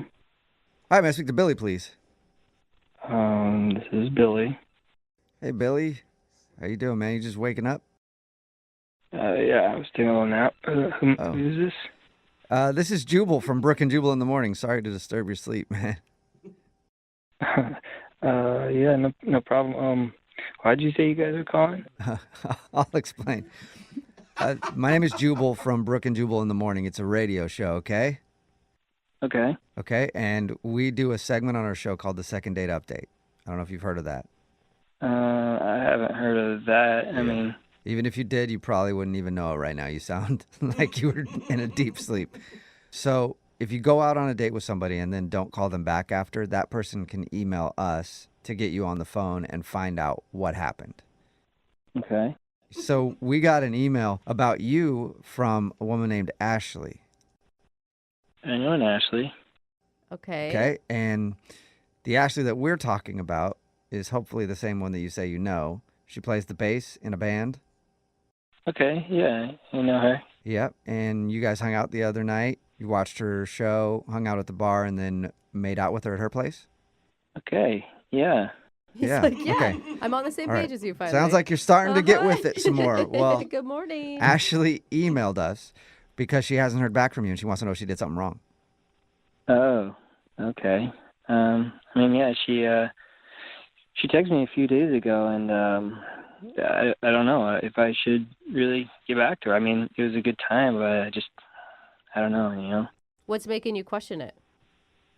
I don't know. I mean, we went back to her place after her show, and you know, everything was great. We talked quite a bit. We made out a little bit. It was cool. It was a good time. Yeah, she told us all of that. So she thinks the problem is she had a bunch of weird art and it kind of creeped you out or weirded you out some way. Actually, that was pretty cool. Like, it was pretty cool. Okay, so it's not the art. What is it then? Because it sounds like you guys have a lot in common. I don't know. At the end, things just got kind of weird, you know? Okay, what specifically happened at the end? We got done making out. We kind of went just chilling on the couch, kind of chatting, started to get tired. Sound like a tired guy a lot, so I can see you need to leave. Yeah. Yeah. But I mean, it was late. It was probably around 1:45, 2 or something at that point. So I had a legitimate reason. But I said, I probably should get going. She's like, okay, cool. Why don't I walk you out? And then I was like, you don't need to, but she insisted. So, so as we're walking towards my car, she got really serious. And she's like, yeah, it just looks like I'm going to actually have to be moving out of my place. And she said, just being a part of the band just doesn't pay enough. It's not cutting it. Right. And she said that she had just lost her day job, and she's just really hurting. Wow, that sucks. And Billy don't date broke chicks. Is that it? All right, then bye. Yeah, all right, get out of here then. I only date chicks with jobs. My name is Billy. I'm going to go take a nap now. Is that what happened? No, it was the fact that, after that, she actually asked me for a donation. For rent or for food or anything I could help out with. A donation? Like she set up her own GoFundMe page and she wanted you to contribute? Essentially, she went old school. She asked me to walk to an ATM with her. What? Wow. Hold on. Yeah. She looked like she was about to cry, and so I was I felt compelled in that moment to give her some money, so I actually gave her $300. $300? Bro, I thought you were saying $20. I mean, I felt like we really connected up until that point, and I felt like this was a chance for me to do a good deed, so I gave her $300, and I actually felt pretty good about it at that point. But it really wasn't until I got home. I was talking to one of my roommates about it, and he was like, "Dude, you are an idiot. You just got played." I didn't really think of it that way, because we had such a good chemistry, but I was like, dang, did I? I was kind of going back and forth about it. And I mean, it is kind of shady sounding if you just meet somebody and they ask you to give them some money. Did she specifically ask for $300, or that's what you just decided to give her? I just gave her $300. She didn't really say a specific amount. Wow. Okay, baller. That's a lot. Hold up, though. Billy, you were okay with donating $300 to her. You, at that point, were still thinking you guys would hang out again? At that point, I was thinking it because I hadn't even thought about being played at that point. I was like, okay, this girl's really cool, and just the look on her face looks so genuine. I don't know, maybe she's a good actress or something. So then it was when your roommates told you that you're being played that's when you decided not to call her back. Well, yeah, that's when it kind of kicked in. I'm like, oh, crap. I didn't even think about that. This is I've never had an experience like this before, where we have a good time and then someone asks me for money. I didn't even register that. I've had a lot of those experiences where you have a good time and someone asks you for money. Usually you make that deal beforehand, though, Billy, not until at the end of the whole thing, You are take all night. Yeah. It's a quick thing. But Billy, you are such a good person that you would still consider dating someone who asked you for a donation. If I wasn't being used, that's the thing. I don't even know at this point. There's a good way to find out if you're being used, Billy, and that's to ask Ashley, who is actually on the other line listening and wants to talk to you. What? Yeah. She's been here the whole time? I think so. She's still on. Ashley, you still there? Hey. Hey, Ashley. Billy, that wasn't my intention. Do you really think that I was just using you? I mean, I don't know. What do you guys think? I mean, it sounds kind of weird, but we haven't heard Ashley's explanation. To me, it sounds weird using the word donation and not loan. Yeah, Ashley, why don't you, were you trying to just get money from him? No, he offered. And honestly, everybody has their low points, and I'm kind of in one right now. And it was just a really generous thing. When you said that you'll walk him to your car, that you didn't already have in mind walking him to an ATM on the way to get cash from him. No, I really didn't. I mean, but you did straight up ask him for a donation. That is kind of weird. Yeah. Yeah, you asked him for money, Ashley. Look, I'm sorry. I was in the moment, and I felt safe with you, and I shouldn't have said anything, and I shouldn't have asked, and God, I wish I could just give it back, but I've already paid my utility bills with it, and I can't right now, but I'm so sorry I made you feel that way. That wasn't my intention. I don't really know what to say. I mean, if you're... I don't know either for you, Billy. I mean, you seem sincere, but that also feels like maybe you're just super manipulative. Yeah. Because I think it's really strange that you would ask someone on a first date for money. Like, you don't have friends or family that could help you out if you were in that tough of a spot? I mean, not really. My life is kind of a band, and they're all in a very similar boat. Oh, come on, Ashley. A band struggling? Never heard of it. Never heard of it. I feel you. Hey, Billy, look, there's one way to find out if Ashley's being straight with you about not really just trying to use you for money, and that's to go out with her again. Would you like to go out with Ashley on a second date? We will pay for it. We did have a good time, so I guess I'm willing to give it another shot. Really? Yeah, I realize that things are probably really weird for you right now. This whole situation's weird, and how financially distraught are you right now? Why are you asking that right now? Well, how much is in your bank account? Yeah. Is there a specific amount that you need help with, or? What? No, Billy. Are you offering don't offer any more cash. Just go out with her again. But I mean, I feel bad. I accuse her of stealing, and if she's really hurting, I can help. I really can. No, the point is, don't help yet. Listen, Billy, full transparency, I am not in a good situation right now, but I will figure something else out. Well, I mean, just, full transparency on my part. One of my roommates actually is moving out soon, so if you do need a place to stay. Okay, hold on.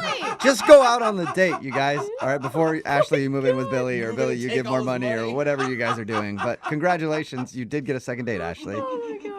Awesome. Yeah, and it looks like a house on top of that, so Maybe good their work. paycheck. Yeah. Brooke and Jubal in the morning. A text in at 78592 that says Billy's going to be broke by the end of the week. I would agree with you. We're talking about today's second date update. Ashley met this dude Billy at one of her band's shows, and afterwards they went back to her apartment and made out and had a great first night. Oh, yeah. Well, we called Billy, and he said the weird part of the night was when she told him that she was about to lose her apartment and asked for a donation of $300 and even walked with him to an ATM so he could withdraw some cash and give it to her.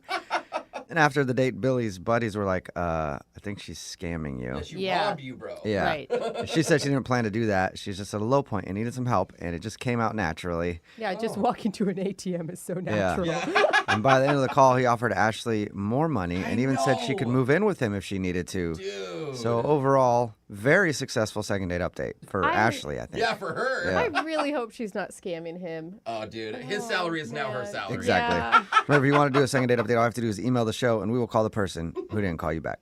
Brooke and Jubal's second date update.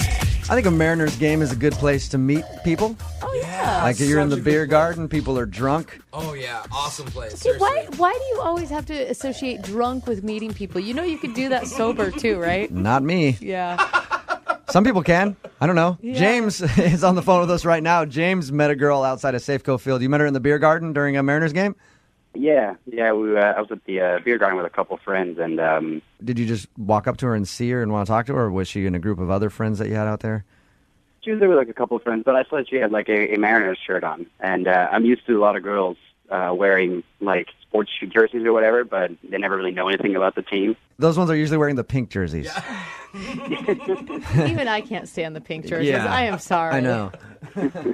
But it turns out that she's not just one of those like blind fans. She actually really knows all of her stats and knows everything about the players, and thought that was kind of cool. So I asked her out. Nice. Okay, cool. Where'd you guys go out to? To like a sports bar, just because I thought, there was a game going on. So it's like, we can keep this kind of chill and just hang out there. And I found her to be like really funny and doesn't take herself too seriously, which is nice because I've had a lot of kind of high maintenance girlfriends before, so this was kind of fun. All right. So you had a good time there, and how'd that end? I told her that I was just going to go and work out and then change, but if she wanted, we could like hook up later that day. This date has been awesome, but I'll tell you what, too many beers, so carbs. I got to go run to the gym real quick. James. Is that what you did? Pretty much. I was like, well, I have to go to the gym today, so like, Oh, man. I got to go home after that and change. But I'll give you a call or whatever. I called her and called her and called her, and it's been a week. Did she seem at all offended by the fact that you wanted to leave your date to go to the gym? I mean, the way that I see it is that, when we were at this bar, it was just like we were here to just watch the game. Once the game ended, we still hung out for like half an hour or so. Yeah. I didn't think like she expected it to be like an 8-hour date. I was just like, if you want to hang out again later today, let's do that. And you called her and like, oh man, I'm so pumped right now. My guns are just blazing. You ready to meet up again? And you haven't heard anything back from her, huh? I haven't heard anything from her now, and it's been like a week. James, there's nothing weird that happened on this date because, I mean, the way you portray it, the way you paint it is, I don't know, why wouldn't she call you back? Then that's why I'm calling you guys, because I don't know what went wrong. I really thought we had a great time. I don't even have like the slightest hint that anything I've done or said could have been wrong, so I don't know what the problem is. Huh. All right, well, we'll play a song, come back, give her a call, and get your second date update, okay? All right. All right, hang on, man. Moving 92.5. Brooke and Jubal in the mornings. Second date update. All right, if you're just tuning in for the second date update, we've got James on the phone. He met Jill at a Mariners game and then took her out to a sports bar because that's what they bonded over in the first place. Hey, James, you really tell us what you like about her so much. Is it the fact that she's a girl that's really into sports? She's really in shape. She's blonde. I thought that was cool. That's like the only requirement Yeah. you need, huh? That's all you need. Blonde and in shape. And for anybody just tuning in, you left the date at the sports bar to go to the gym Yeah. and had plans to meet up with her later after that, but she didn't answer your phone calls. Yeah, she never got back to me. It's been like a week. Okay. All right, we'll call her right now, see if we can get her on the phone.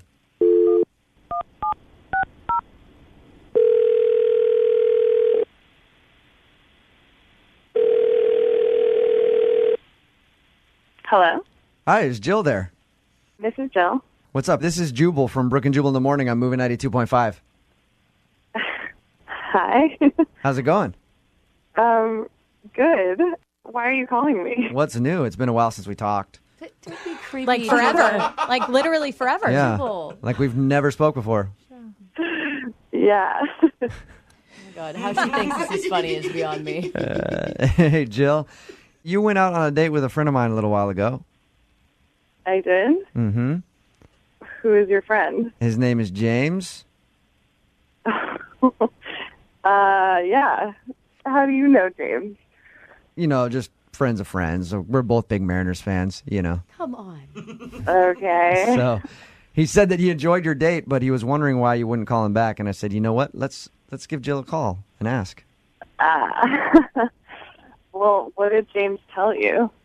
He said that you met at Safeco Field during a Mariners game and then made plans to go to a sports bar. Yeah. I mean, like, I'm a sporty girl, but it's not really my typical first date.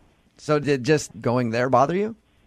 Well, it was fine at first, and, like, he bought my drink and stuff, and I don't know, he just kind of started freaking me out because he was getting really into the game. Mm-hmm. Like, he just started yelling at the TV. Oh, okay. So one of those guys. Yeah, like, it was like something had personally happened to him, He was, like, red in the face, like, slamming his hand on the bar, like he was freaking out. And I was kind of, at first it was funny, and then I was like, what's going on? I've got a couple friends that are like that too. Yeah. I don't like watching sports with them in public places because they go nuts, and you're just like, dude, this is kind of embarrassing. Yeah, and it's like we weren't doing very well. Like the Mariners were like down 3 or 4, and the umpire made a bad call, and he really freaked out, and he was like, I have to go take care of this outside. What? And I was like, okay. What do you? And he just like left the bar. Like left me at the bar, and I saw him through the window having like a temper tantrum. Oh my God! So he went outside to freak out over a bad call. Yeah. Having a fit? Yeah. Yeah, like I saw him like kicking the side of the building, and like I was like, oh my, what? And the bartender was like, do you want to go take care of your boyfriend? I'm like, no, he's not my boyfriend. We're like on a first date, and he was like, well, I'm gonna go talk to him. So no. He was out there for like 10 minutes. What? Cooling down. And then he came back. The game ended. We lost. And he was like, I can't really focus.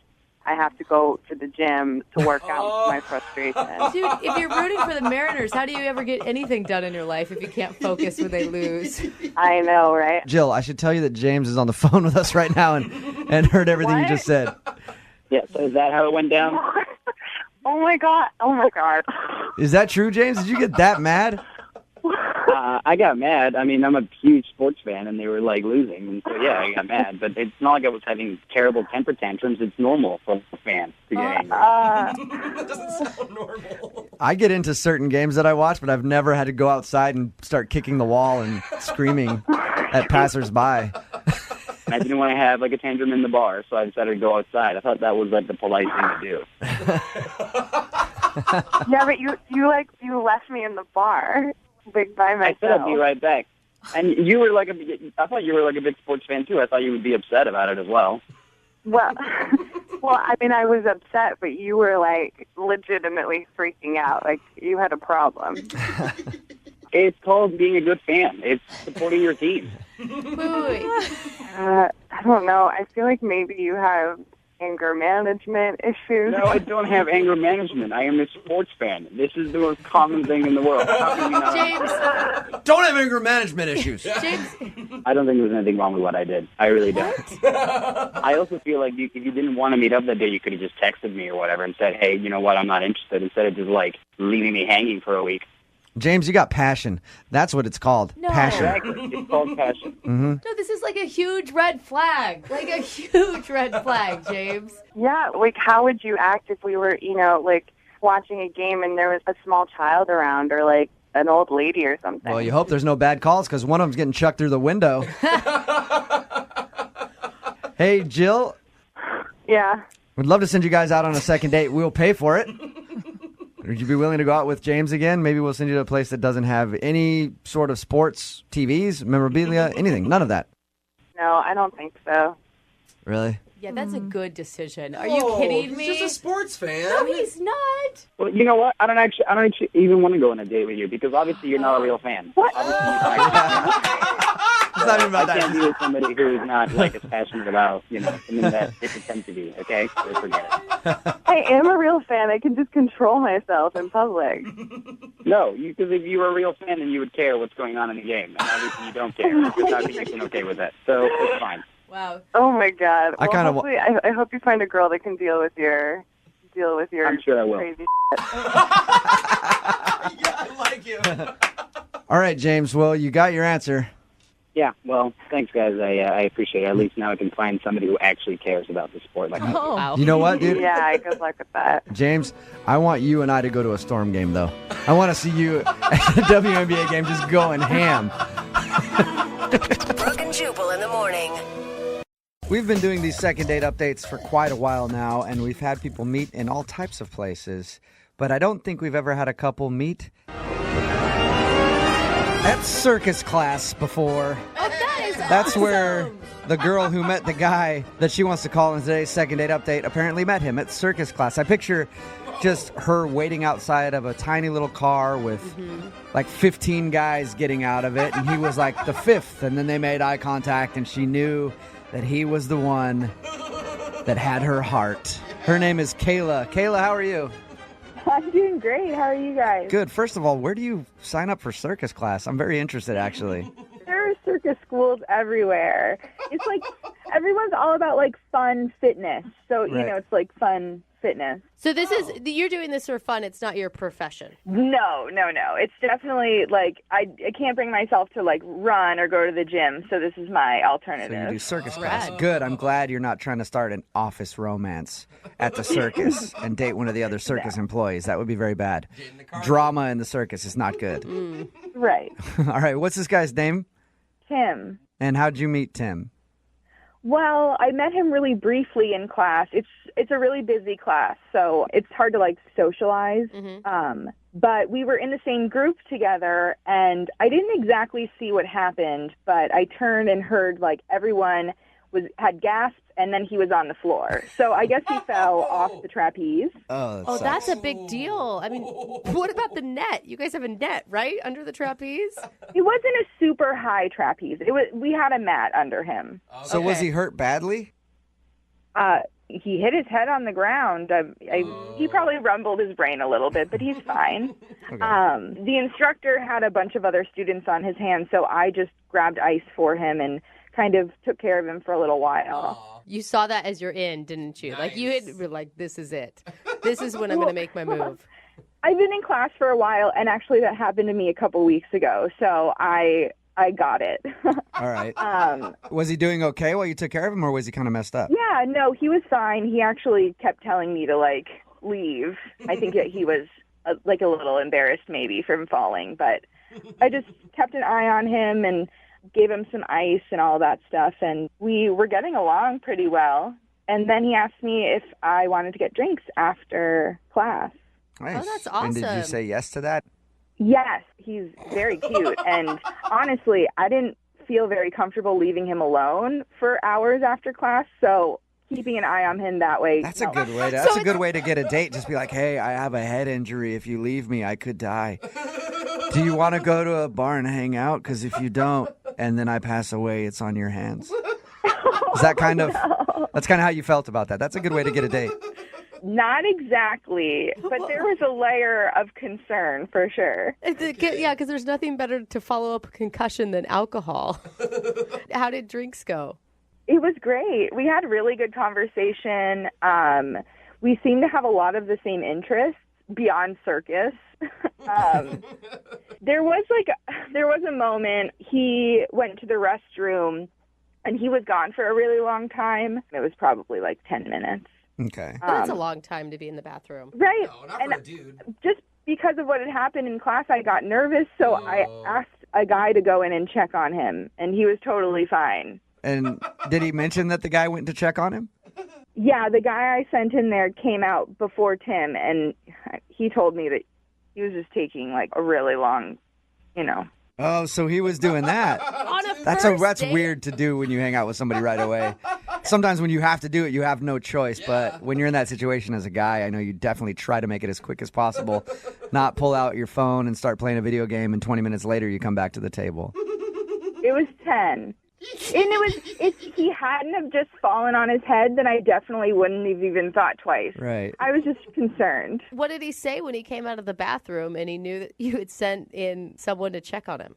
We didn't talk about it. It was an unspoken embarrassment. Especially because of what he was doing in there. And now you both know that he was taking it too. But wouldn't everybody know you were taking it too if you spent 10 minutes inside of a public restroom? Like, what else? Well, what other options are there to do for 10 minutes? He could be concussed.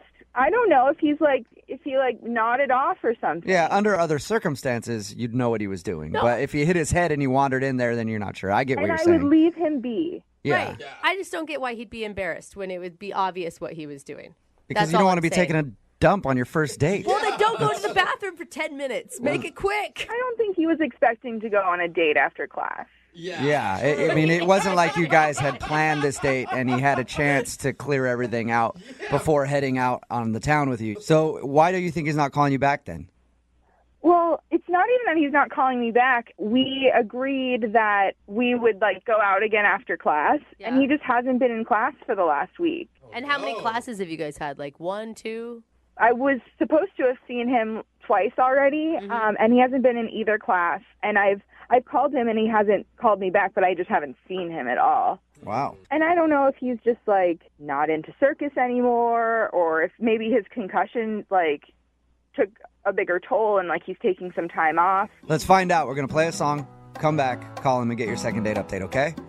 Okay, awesome. Okay, hold on. Moving 92.5. Brooke and Jubal in the mornings. Second date update. Right in the middle of a second date update. If you're just joining us, Kayla is on the phone, and today she wants to call a guy named Tim. They met at circus class. Apparently, she's not actually trying to be in the circus, but she goes there for workouts. I guess it's a good workout to do these circus classes. But she met the guy when he accidentally fell off the trapeze and hit his head, and she was the one to help nurse him back to health. And then they actually went out for drinks right after that and enjoyed some good conversation and everything else. She said there was an awkward moment when he went to the bathroom for about 10 minutes. And she sent somebody to go in and check on him because he was gone for so long. She was concerned maybe he had a concussion or something, but he was just in there doing his business for a really long time. And it was awkward because now he knows that she knows exactly what he was doing. But she hasn't been able to get a hold of him. She's called him, and he hasn't shown up to circus class, so she thinks he might be ditching her. Kayla, are you ready for your second date update? I'm ready. I do want to let you know for this one because it's a special case because he did hit his head. I actually called ahead and figured out what the reason is. What? Yeah. And That I'm kinda sorry to ruins- inform you. He has passed on. No! He is no longer with us because of hitting his head when he fell off the trapeze. His parents actually blame you, and they told me to expect a lawsuit and to have that on your conscience the rest of your life, okay? So thank you very much for the second date update. You have a good one, you murderer. All right. Ready to call him? Well, I guess now I am. Yeah, now any news is good news, right? Yeah, absolutely. Okay, here we go. I'm going to dial this phone number right now.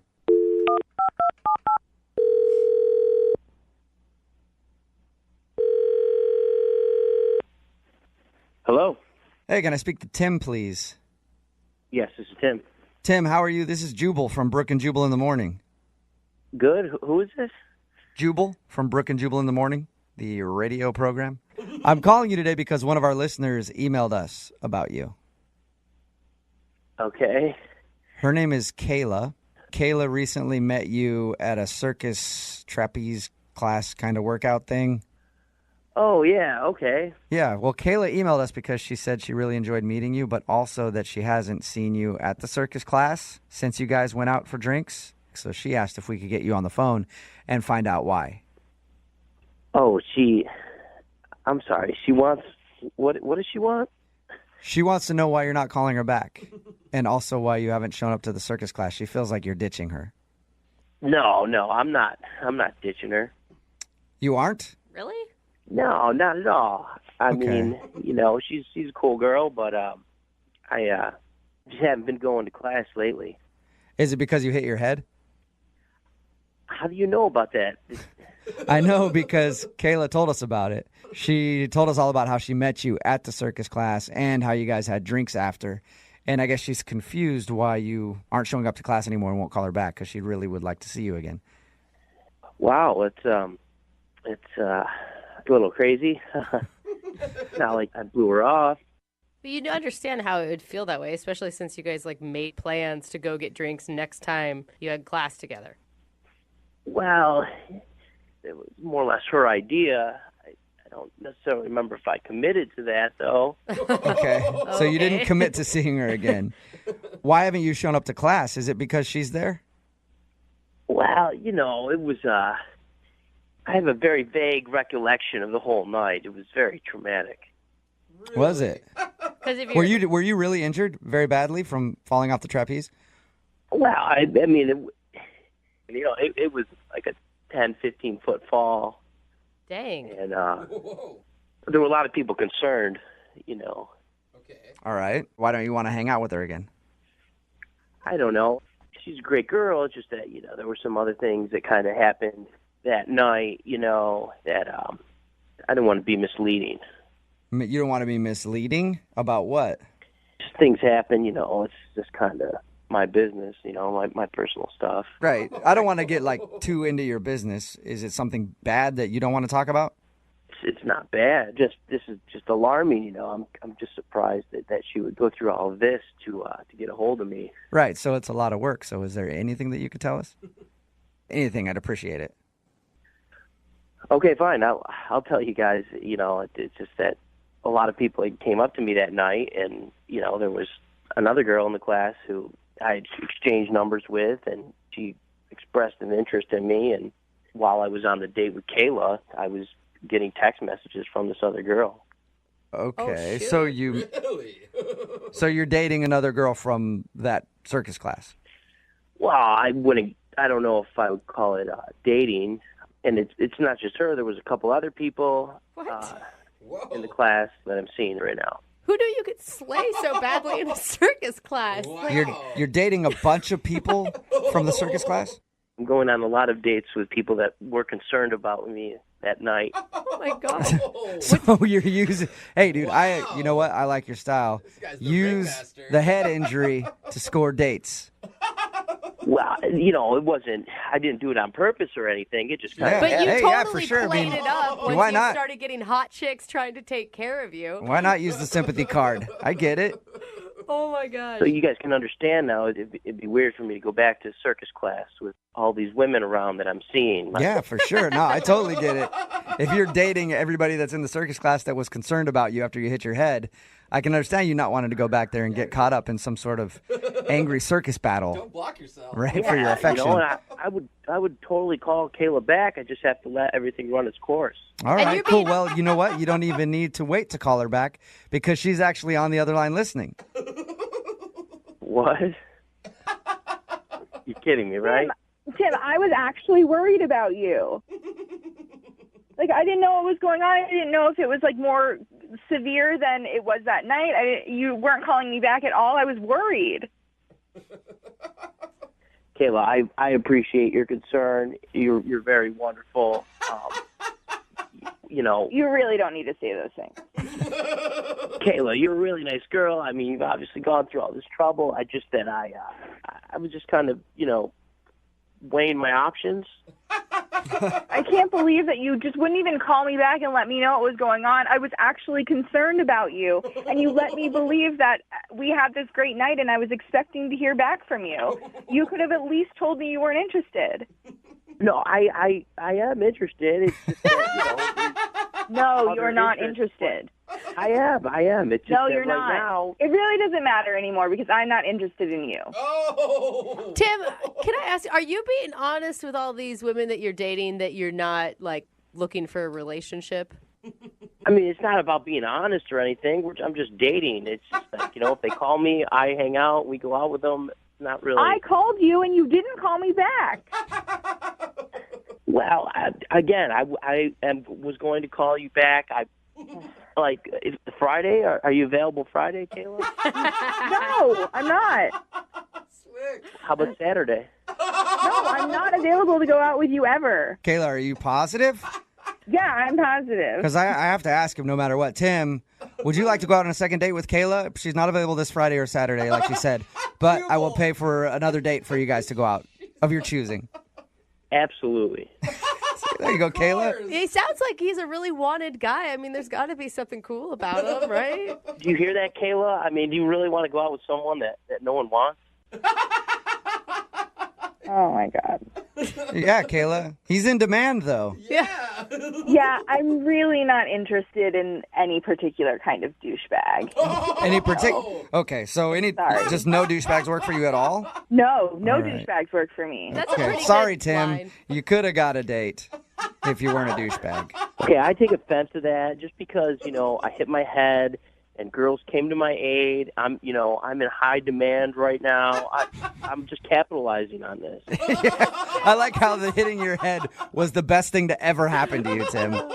It was, actually. No, saying that makes you a douchebag. All right, well, Tim, thank you very much for your time. I appreciate it. All right, thank you. I'm sorry, Kayla. It's all right, I don't care. Kayla, thank you very much for agreeing to do the second date update in your email and everything. course. All right. And the next time somebody gets a head injury in your class, do not help them. Just ignore them. Yep. You've learned your lesson. Brooke and Jubal in the morning. Text in at 78592 that says, suddenly people all over will start throwing themselves from a trapeze this weekend. That's right. If you missed today's second date update, it was a weird place to meet, but this girl, Kayla, met a guy named Tim at this circus class that she goes to, kind of uses a workout thing. He fell from the trapeze, hit his head. She felt bad for him. They went out. He wasn't calling her back. And the reason that he wasn't calling her back, he's suddenly dating, sounds like everybody in the circus class, because once he hit his head, all the girls in there were like, oh my God, are you okay? Here's my number. Call me if you need anything. And now he's been dating a bunch of girls. Well, just basically girls that have taken pity on him from hitting his head in the trapeze class. Who knew that would work? It's kind of genius because I've actually been to a trapeze class before, and the male to female ratio is really on your guys' side. Yeah, I bet it is. All the girls are like, oh, is he okay? Suddenly, every dude that's listening is like Googling circus classes so that they can get on a trapeze and then hit their head, get a concussion. But hey, you get a concussion, but you still get a lot of dates. She, of course, didn't want to go out with him again because now he's dating everybody on the planet because he hit his head. She'd do the same thing if the tables were turned. Absolutely. Let's be honest. Remember, if you want a second date update, just email the show. We will call the person that didn't call you back. Move it. Brooke and Jubal's second date update. I'm going to go out on a limb here and say that today's second date update involves probably the worst first date story we've ever had. No. We had a girl poop herself in the back of a car. Yeah, but I think this might be worse. We've had people get blown off and ditched on a first date. That happens quite a bit, more than you think, but we've never had anybody call in who got ditched 2 times on a first date by 2 different people. Oh. But I guess kudos to you to having 2 different people set up for a first date in one night. No, I'm trying to find a silver lining already. That's what her email said. I don't really know how it worked, but she got ditched by 2 different guys on a first date in the same night. Huh. Her name's Patricia. Patricia, what's up? Hi. Hey. What? You know what? We were going to do your second date update, but I got to run real quick. I'm sorry. No. That's cold. How did you get ditched by 2 people on the same night? So I matched with this guy from Tinder. So we decided to meet up and get drinks. And, I thought everything was going good. And he decides to go to the restroom. And like 10 minutes goes by, 20 minutes, 30 minutes. And I was like, well, at first I thought, well, is he okay? Like, 'cause sometimes, if you feel sick from something, it's really embarrassing to talk about that. So I texted just to say, hey, are you okay? Didn't hear back. So I was like, all right, well, I know what this is. Yeah. Has this happened to you a lot, Patricia? It sounds like you're like, all right, well, this has happened to me before. No, I even ghosting is a thing that happens on text. So I was like, oh, real ghosting. Cool. Yeah, and that's like way worse than someone just not showing up for a date. Like that means they met you, they got the first impression, and they decided they didn't like it. Yeah, salt in the wound.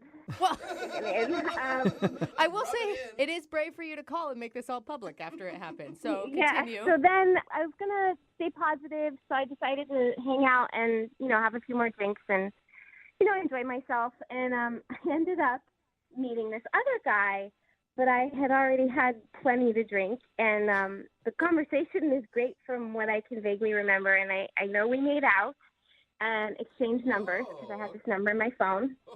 And did you? So were you just sitting there after your date ditched you, just kind of drowning your sorrows? Like, does anybody want to talk to me? Because my date just left.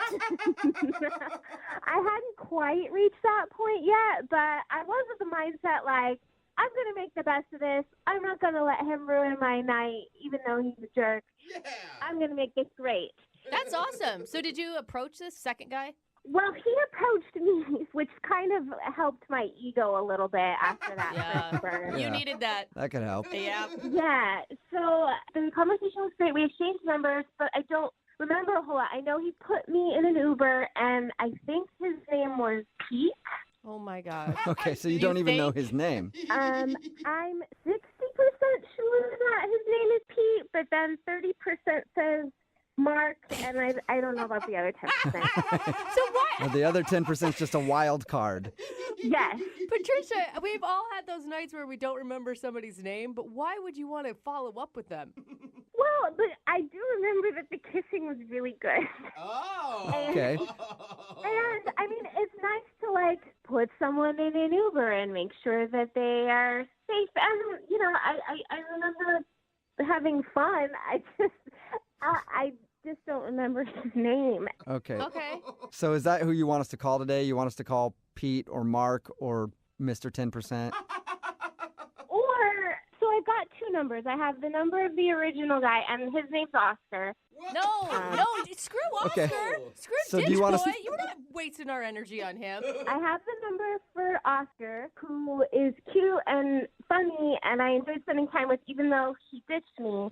But then I also have the number for Pete.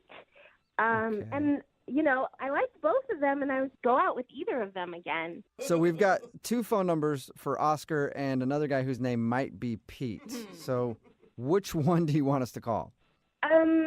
Maybe both. What? Hey, Wait a minute. Yeah. You want us to call one and ask him for a date and then call the other and ask him for a date? Yeah, I mean, let's up these odds. It's a numbers game, right? Okay, but wait, let's... So if the first one says yes, you still want us to call the second one? Maybe. I don't know. And let's just see what happens. All right, screw it. We'll see what happens then. We'll play a song, come back, and then call a bunch of people and try to get you a second date in your second date update, okay? Awesome. Thanks. Yeah. Moving 92.5. Brooke and Jubal in the mornings. Second date update. If you're just joining us for today's second date update, we're going to attempt to solve a mystery. Patricia's on the phone, and Patricia just wants a date with anybody. I wish that wasn't true. Actually met a dude on Tinder and hung out with him for a little while, but he ditched her in the middle of the date. He went to the bathroom and never returned. So she thought she'd make the best of it and hung out at the bar and continued to drink and just have a good time. And then she met another dude, and we think his name is Pete, but she was so drunk she can't really remember. They hung out for a little while, made out, and then she got in an Uber, and she hasn't heard from either of these guys since. So we have both of their phone numbers, and Patricia said, I really don't care who you call. Just call somebody and get me a date. So I guess, Patricia, we're going to start with Oscar, the guy that you originally went on a date with. Is that okay? Yes, that sounds great. God, I do not want you to call this guy and ask for another date. He ditched you in the middle of a date. You deserve more respect than that. You realize that, right, Patricia? Yes, but in his defense, we haven't heard his excuse yet. So like I said, maybe he got sick or something. Or... Yeah, because he didn't call and apologize to you or anything. Right? So, okay, we're doing it, so it doesn't matter what I say. Well, we're going to dial Oscar's phone number right now and see if we can get him on the phone and find out the reason why he left you. And then if that doesn't work, we'll call the other dude, okay? Right on. All right, here we go.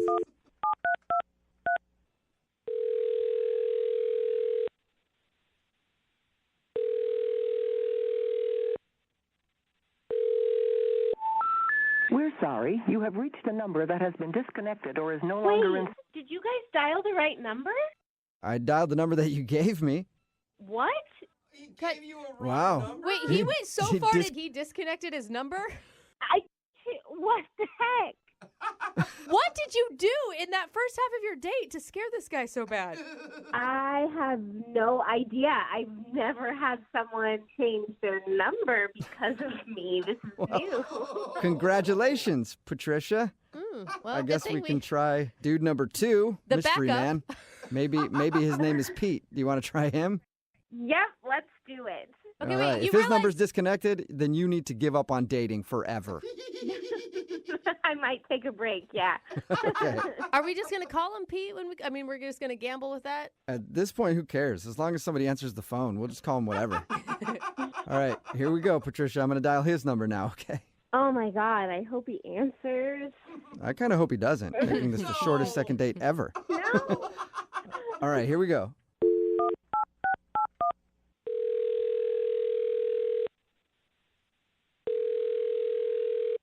Hello? Hi, can I speak to Pete, please? Yeah, I'm speaking. Your name's Pete? Yep. Awesome. What's up, Pete? Hi. Who is this? This is Jubal from Brooke and Jubal in the Morning. How you doing? Wait, what? This is Jubal from Brooke and Jubal in the Morning. It's a radio show. Have you ever heard of it? Okay. That doesn't answer my question. Have you heard of it before? What's going on? I'm calling you today because one of our listeners emailed us about you. Her name is Patricia, and you met her at a bar a little while ago. Yes. Yes, I did. Oh, you remember her. Patricia told us about the night that she met you and said that she's been trying to get a hold of you, but you're not answering any of her texts or phone calls. Well, yeah, I mean, what she did was pretty rude. Was she super drunk? Yeah, she was pretty tipsy, and it just kept going. How bad did it get? I mean, it got pretty bad. Did she puke on you? No, there was no bodily fluids. Oh. See, I'm already thinking, well, then that's better than I pictured for you guys. Yeah, that's pretty good. Is that the reason you're not calling her back? Just she was too hammered? No, I mean, we were talking. She told me this story about how some guy ditched her, and I felt pretty bad for her. So I was hanging out with her, getting to know her, and I guess she had reached a point where she was ready to go home, and She asked me to call her an Uber, and she left when the Uber came. Okay. All this sounds pretty tame so far, Pete. I'm not outraged yet. Were you just hanging out with her because you felt bad? No, I mean, she was cute, and we were having a fun time. Okay, so when did it go south? Well, when she left, she never paid for the bill. What? She just left everything out on the table. Her drinks and the guy from before that ditched her. Shut up. Oh, that sucks. That's a big town. But she probably just forgot. If she was wasted, I mean, who hasn't wandered away from a bar and been like, oh, I didn't realize I didn't pay for that? I mean, she bolted out of that bar like she was on a mission. Wait, so you think that she left you with the tab on purpose? I don't know. It felt like that. How much are we talking here? It was expensive. Not something I was ready to pay for. Oh, no. So you didn't really intend on even going on a date that night, and you kind of wound up in a date situation, and then not only that, you had to pay for her drinks and some other dude's drinks. You went on 2 dates, kind of. Yeah, I went on 2 dates, and I didn't get any action from anybody. I didn't even meet the first guy. Well, maybe you can get some action now because Patricia is actually on the other line listening and wants to talk to you. What? No. Yep. No. Hi. Oh my God, Pete, I'm so sorry. I didn't know that I did that. I was drunk, so I knew I needed to get home, which is why I was like, okay, I have to leave. And I am so sorry. Like, can I please make it up to you? Like, I can pay you back, or maybe I can take you out. Yeah, look, it's pretty convenient now that I paid the bill for you to say all this, but it really put me in a hard place. No, I really liked you, and I would never, ever, if I was sober, do something like that. I am so sorry. I'm so embarrassed, you guys. I'm so sorry. So this wasn't part of some master plan? No, absolutely not. I legitimately had someone walk out on me on a tab, and I would never. I mean, I just have, but I would never in my life. I'm so sorry. I would never, but I did it. But I would never do it again. I don't know. I've heard of kind of cons like this happening before, and I'm easily scammed, so. Oh no! Oh my God! No, I want to make it up to you. Like, please let me make it up to you. Like, that's really awful. And I had that done to me, so I definitely wouldn't want to pass that bad stuff on to anyone else. How do I know the first guy was even real? Wait, so are you saying that you think she set the whole thing up, like being at the bar and there was no first date just to get you to pay for her tab? Yes, it really felt like that. There was so much on that bill. I would never, I'm not that crafty. I got less about a date. Also, why would I go on the radio? She's bringing up some pretty good points, Pete. Like, I believe her. And you know, Pete, I can vouch for her that she did go out with another dude and he ditched her in the bathroom. How do you know? Well, because we called that guy. Well. And does he want to pay for the bill? Well, I don't know because the number that we have for him, it was disconnected, so we didn't really talk to him. So we actually don't know. What are you talking about? It was disconnected. I mean, this guy might not exist. You never talked to him. Well, but I had a phone number. None of this makes sense. She gave you guys a disconnected number and scammed me. I mean, it seems like this is all part of some plot of hers. I'm starting to feel like I got worked over, too. Wait. Yeah, maybe you guys are getting scammed. He does have a point. Patricia, are you scamming everybody? Okay, guys, well, I gotta go. I have a meeting. What? You can't go now. Patricia. What? Oh my God, she was totally taking us. She did scam us. Look, I knew it was a scam. Oh my God, she was trying to get a free dinner out of us. Oh my God. All right, so you were right then. She must have set it up to meet you at the bar and have you buy all her drinks. And you just figured that out right now. I've been telling you, what is going on with this girl? I don't know. Oh my God. All right, well, Whoa. sounds like Stop her. seems like you dodged a bullet then, Pete. Thanks for your time. Yeah, that girl was nuts. Nuts, or she knew exactly what she was doing. Mastermind. The Pay for My Drink Bandit. It's a bad name, but we might be able to come up with a better one. Well, Yeah, we'll work on it. Brooke and Jubal in the morning. Text in at 78592 that says, you guys should have given Pete a free meal. It's Brooke and Jubal in the morning.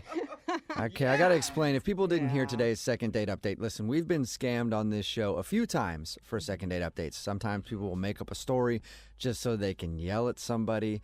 One time, a guy made up a story about somebody who wasn't calling him back just so he could yell at somebody who didn't hire him for a job. Yeah, I forgot about that. Remember that? That's Well, a creative way to do it. it seems like we got scammed today because the woman that emailed us for a second date update, her name is Patricia. Everybody hates her on the text message board at 78592, by the way. Her name is Patricia, and she told us a story about how she went out to a bar with a guy, and then he ended up ditching her at the bar. So she tried to make the best of it and stayed at the bar and then met another dude and hung out with him all night. And then he wasn't calling her back. So she said, I don't really care. You can call both phone numbers. We called one phone number and it was disconnected. Yeah. And then we called the other phone number of the guy that she hung out with after the dude who ditched her. His name is Pete. And we got him on the phone and he said, I don't think she was actually there with anybody at all. She was just there to meet somebody to pay for all of her drinks because when she left that night, she didn't pay her tab and he had to pay for everything. For even the first guy. He didn't see her with anybody else at all. Or she just drinks like a fish and eats a ton. And then he confronted her and said, I think that you were scamming me to pay for your drinks. And she got very defensive and then hung up the phone on us. So I think that she was just trying to do a second date update because, you know, at the end of every single second date update, we always offer to send them out on a second date. And we usually do that with gift cards from the radio station for restaurants, not to pull back the curtain too much. But we're not really giving them cash to go out on dates. You know, we throw them a couple gift cards and go, have fun, you two. Here you go. So I think that she was actually just doing it so she could get some free gift cards for dinner. Crazy, at first I was like, no way, she's this poor girl. Why would you accuse her of that? But then you think, we didn't ever talk to the first dude, and then she all of a sudden had to hang up, and it was like, wait. Well, maybe she was just kind of weird and like kind of stalkerish, and maybe he did change his number to get away from her. Well, it was disconnected, though, and somebody pointed out on our text message board at 78592 that nobody has a landline really anymore, and it was like a disconnected landline or something, so I guess she must have thought it through and found a number that was disconnected and said, okay, I'll tell them about this crazy date that I went on. They'll call that. That'll be disconnected. Then they'll get Pete on the phone, and I'll convince him to go out with me again so I can get a free dinner. Wow, smart, rude, but smart. Yeah, I was just really trying to give her the benefit of the doubt, like thinking, oh, maybe he just wasn't into her, or like he gave her a fake number because he didn't want to really, like he wasn't into her and then left. I don't even know. No, I think she tried to scam us. It does seem like it. Yeah, I think on this one you're probably right. Remember, if you want to do a second date update, all you have to do is email the show, and we will call the person who didn't call you back, or you can try to scam us out of a free meal. Brooke and Jubal's second date update. You've all heard the expression, nice guys finish last. Oh, yeah. What about the expression, nice guys blow you off? I don't think they're considered a nice guy at that point. Rebecca emailed us. She actually has gone out with a lot of jerks and apparently has finally found a nice dude, but for some reason, he's not calling her back. Hi, Rebecca. How are you? Hi, I'm great. How are you guys? Good. Thank you for your email. Thank you for coming on the show. Tell us a little bit about the guy you want us to call. First of all, I just want to say that I love your show. I listen to you guys all the time. Oh, thanks, Rebecca. But don't worry, you don't have to suck up. You're already on the show. Yeah. Plus, we already know that most people kind of do that anyway. So. Come on. Listen to the show, I mean. No, they don't. So, yeah, I went out on a date with this guy, and he's different than most guys that I date because, like, I normally date guys who, like, have a lot of money and flashy cars, and they like to show off and show me off, and he is like a really nice guy. Okay. So I really liked him because he seemed really genuine and sincere, and my friends were all like, oh my God, you have to stick with this guy if you want to be like in a real relationship and not just be arm candy for the rest of your life. So you feel like you're just arm candy for other dudes? Oh, totally. And you seem like you're okay with that. Yeah, well, I mean, it's, you know, there are worse things in life, but... Rebecca, would you consider yourself a hot person? Oh, totally. Okay. On a scale of 1 to 10, how hot would you say you are? 11, for sure. Okay. So tell us what happened on the date. We went to a comedy show, and we were having a good time, and we laughed. I mean, it wasn't like Jubal's comedy. Like, that would have been the ultimate date. I know. But Seriously.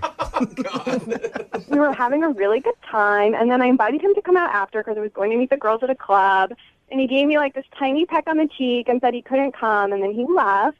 And so I texted him to like just give him, a hint that I would definitely go out with him again. Mm-hmm. And I didn't hear from him. And then I started to think maybe he thinks I'm too hot for him. Okay. Okay. You know how they say like couples like should look alike and like Right. a 10 days a 10, and like I think he's Rebecca. attractive, but I mean, Rebecca, you know what? I think you're awesome, but also things like that are things that you should think and not say out loud. You know what I mean? I didn't say it to him. I'm saying it to you guys. I don't know of any man on the planet who would not call Kate Upton back because they thought she was too hot. You don't feel like he's necessarily on the same level as you as far as looks are concerned.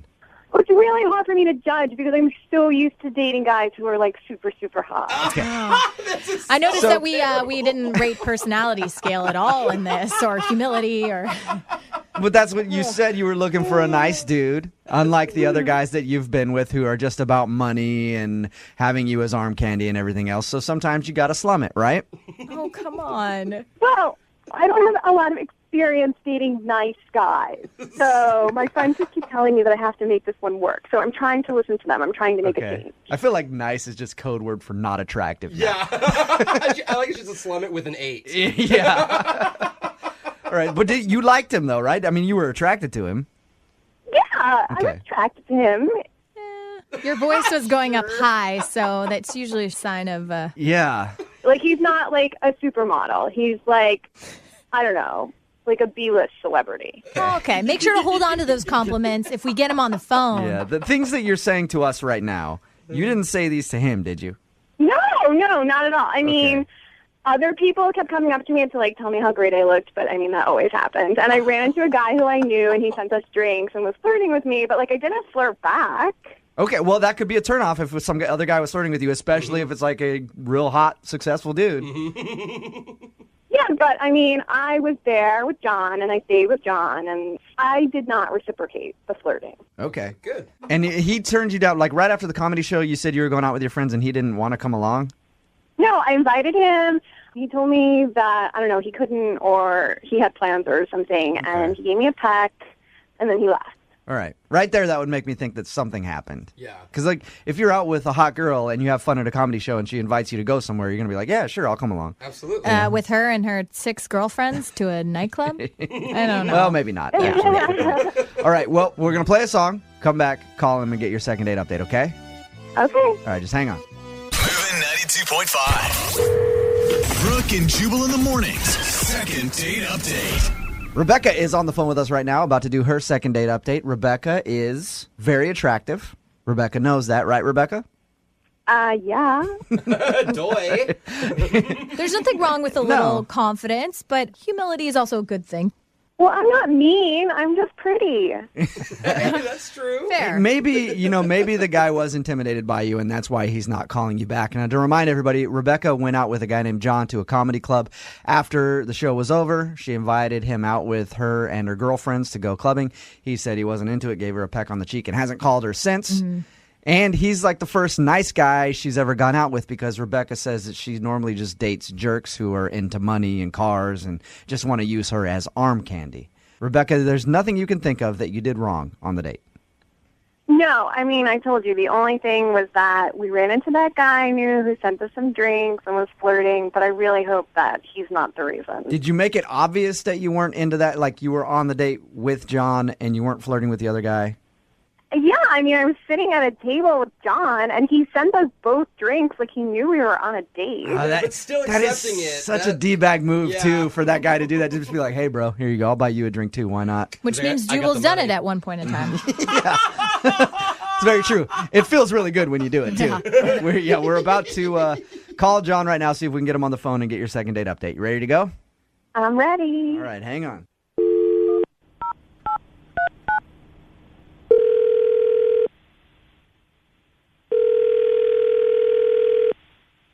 Hello? Hey, is this John? Yes, this is. John, what's up, man? How are you? This is Jubal from Brooke and Jubal in the Morning on Moving 92.5. Who is this? Jubal from Moving 92.5. How you doing?